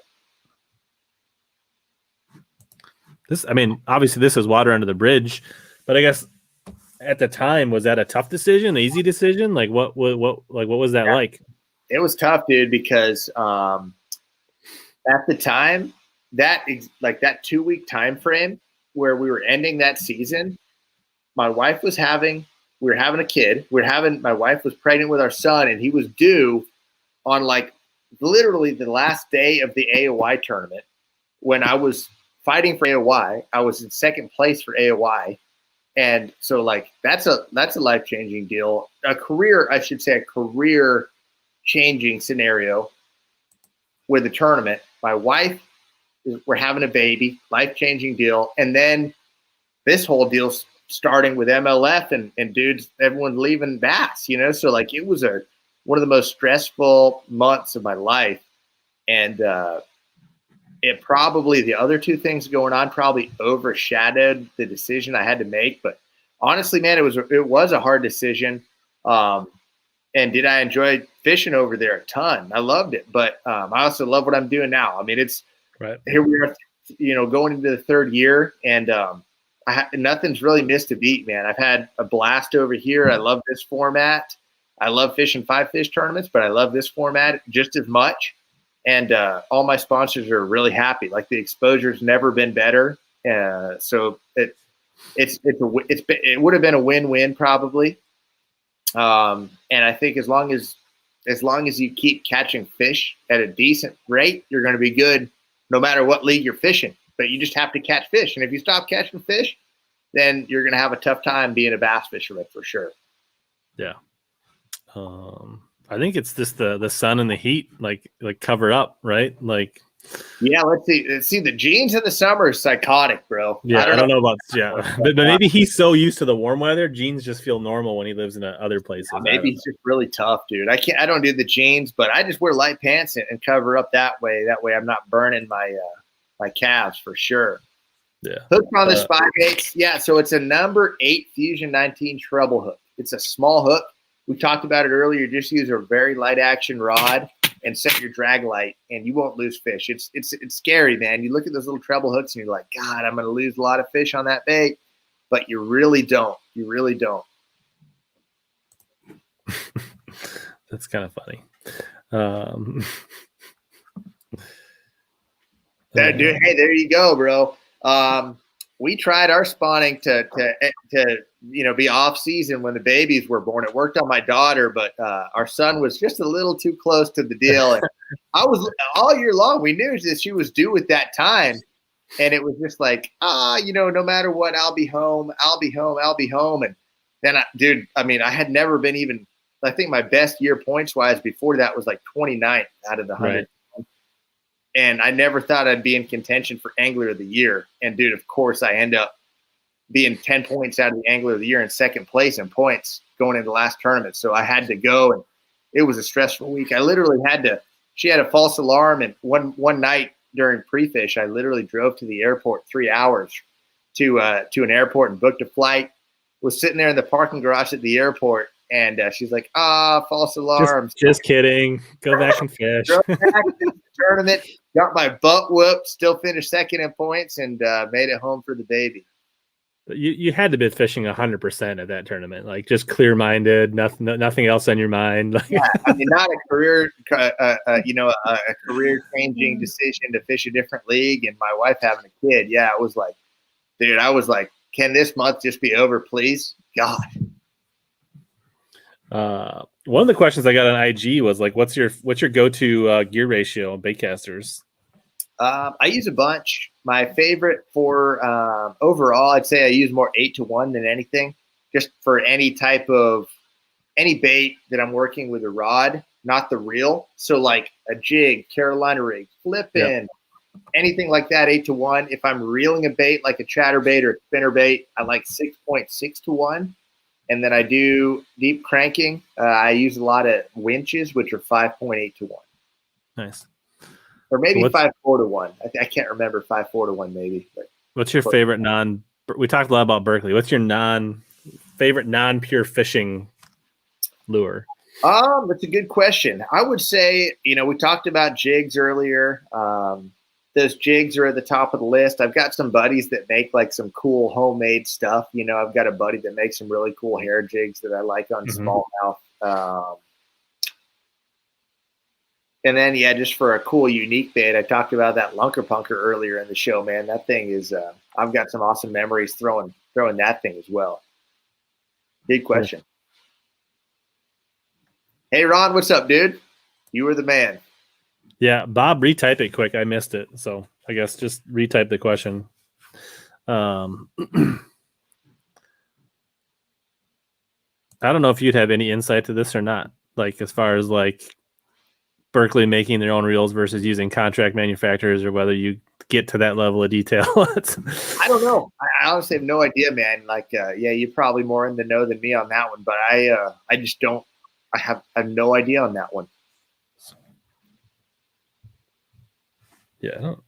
So yeah, Bob, I'm not sure where you sent that question. So just type it in the chat if I missed it. The guy that wears jeans fishes up in Brainerd. So maybe northern Minnesota. He just come from Arizona. He just feels comfortable wearing jeans. Yeah, I guess so. Good for him, man. Nice. So what on the schedule after heavy hitters are you most looking forward to? I'm stoked for Travis. Like, obviously, I can't wait to get up north. That's the best fishing in the country. But Travis is it's so similar to our western lakes. It's super clear. It's got this crazy ratio of it's got like 95% small fish, like under 2 pounds, and then the other 5% of the fish in the lake are like over 7. So yeah, I remember last time we went there in 2018, first day of practice, I had like 2 8s and a 6, and then like 30 rats, no 2 and 3 and 4 pounders. It was like, whoa, what's going on with this lake? But it's just a cool lake, and your chance for big fish is still there. You're going to see guys have a tough time, and I might have a tough time, but you can get some big bites that can change your day really quick. And I just think it's a cool lake, man. What time of year are you guys fishing that? We're going in late April, so it's going to be kind of like post-spawn, shad spawn type fishing. Some fish maybe starting to get a little bit offshore. Maybe some fish, like the last wave of spawners, still playing around up shallow. So you'll have some options. We got an Ott fan here. Dude, that guy's unbelievable. I love him. And the cool thing about Ott is dude, no one's got anything bad to say. He's never done anything wrong to anybody, dude. It's just he's such a good fisherman, just a natural, instinctive, incredible fisherman, such a good guy. He wins so many tournaments, and you think everyone would get tired, and we're all tired of him kicking our butt. But at the same time, it's like good for him. It's not like, oh, again, great. It's like, oh yeah, at least it was Ott. He's a good guy. Good for him. I do remember seeing this question. I did want to sneak it in. It was a good question. So a lot of people, I mean, you get like when you go north, like when you fished Bassmaster Elite, you were on a lot of people's rosters when you'd go north, right, for catching smallies. And I guess he says, what do you think you need to do to be considered like just? Oh man. Well, that's nice. That's a super nice compliment, man. But yeah, I'm nowhere even close. And I think the biggest reason for it is like just my lack of the time I've put in up there, right? Like I've been lucky to have a good track record in the smallmouth tournaments that I've fished in the last 8 or 9 years. But literally going up there once or twice a year and having a good tournament once or twice a year up there is just it's not even comparable to the guys that have put in years and years of fishing year round up there. It's just different. Like my knowledge of those northern smallmouth are it's nothing compared to the dudes that have lived up there and fished that forever for sure. Yeah, but I think it goes to like the lakes you fish at home although the species are different and they act, but like you're very comfortable fishing deep, clear water from where you come from. That's a big part of it. And rock, like the rock is another really similar thing. Is like I just grew up fishing deep, clear lakes that are rock dominated. So a lot of the smallmouth deals are the same, and you just see a lot of Western fishermen just instantly in a comfort zone in that scenario. Not that you're going to do good every time, but you're at least comfortable. Whereas, dude, Lake Toho, I get anxiety just thinking about the lake. You know, it's so different here, and it's not but like me. So you picking apart subtle rock transitions and things like that is something you're comfortable with, where somebody like myself is much more comfortable deciphering what is good milfoil versus not good milfoil. Absolutely, bro. Yes, 100%. Favorite angler growing up. That's a good one. You know, Van Dam obviously was the guy that I always emulated. You know, wanted to. I watched every single video that he ever, you know, was a part of, and I always wanted to fish like him. And then the Western guys like Aaron Martin, John Murray, Skeet Reese, Clifford Perch, the guys that had kind of blazed that trail from fishing out west to having success back east were big inspirations to me also, for sure. Yeah, cool. I doubt that you think live scope is ruining the sport, but maybe you do. Yeah, I mean, all technology and fishing, like it's an interesting debate. I love it. It's helped me catch more fish, and I obviously love using it. I like having success when I'm on the water, catching more fish, and that's helped me catch more fish. Is it ruining the sport yet? No, dude, I don't think it is. There's still, there's always going to be fish on the bank, and there's always going to be fish offshore. And right now, I know it seems tough if you're a dude that doesn't have live scope and you go to certain tournaments and they're dominated by guys using a live scope. But for every one of those tournaments, there's going to be another tournament. Just like last Octafo wasn't live scoping him at Sam. Dude, you're going to have 80% of the dudes live scoping in open water, and a guy's going to run down the bank with a spinnerbait and knock their lights out because everyone's out off the bank. So we're it's live scopes here to stay, and it's changed fishing in a lot of aspects, but everything levels out at some point, and eventually, you know, people are going to have to start going to the bank again to catch fish because those offshore fish are going to be so hammered, and the electronics are going to be another tool that are going to be kind of maybe necessary, but just another tool, just like the Alabama rig, just like the Senko, you know, when it came out, things level out, I'm sure. Yeah. I got to, like, when I went out on Smith Mountain Lake for a day back in March, that was my first day, like, really getting to fish with somebody that had a live scope that was, like, dialed in and knew how to use it. And that was a pretty eye-opening experience to catch some fish on the scope. So amazing. I love it. It's fun to me. We have a joke on our podcast. We joke about getting too into live scope. You're going to end up like a teenager that's obsessed with video games, you know, and you're just going to completely ignore everything else that's going on around you, you know, and it's gonna take you over. But no, I think it's gonna level out at some point. But next question: how does Josh attack deep rock piles for smallings? Football jig, drop shot, neg, cranky, and Huddleston. All the above, maybe except the Huddleston. I don't do a lot of Huddlestons on smallmouth, but a drop shot's my favorite. It's just so good at just getting bit and catching fish, and it's so precise. Like you can put that drop shot in front of a fish and fish it efficiently slow. Like you can fish fast while fishing slow, if that makes sense. Put it in front of a fish, reel it in, and cast it and put it in front of another fish. Reel it in and cast it and put it in front of another fish. Whereas even like the football jig, a lot of times it's a cast and you slowly drag it back, slowly drag it back, slowly drag it back. If I can catch them on a drop shot, that's what I'm using because it's quicker and more efficient, and it just gets big. Yeah, very cool. Yeah, it's definitely the golden age of electronics right now, for sure. And I don't know how much. I'm sure it's going to get better. It's hard to believe it's going to get, you know what I mean? Like, I don't know, it's going to be a plateau, right? Like there's going to be, I don't know how far in the future, but it's definitely going to plateau a little bit, I think, to some degree. It'll be interesting. Yeah. What's your Josh? I guess since you spoke about, we didn't really. I mean, obviously you're known for drop shots, so maybe touch on that. Like, what is your go-to drop shot? So I have a couple for smallmouth. The smallmouth when I'm fishing up north, they're a little bit bigger on average. You're in big water. I actually use just a straight up 7-foot medium action Abu Garcia Premier rod. Nothing fancy. 7-foot medium, pretty much an all around action. It's got enough backbone to handle those fish close to the boat and drive a hook home if you're fishing in big waves and you're out of position when a fish bites. With I'll use a 30 size Abu Garcia Revo spinning reel, 8-pound Berkley X5 fluorocarbon, and 6 or 8-pound test trilene fluorocarbon leader.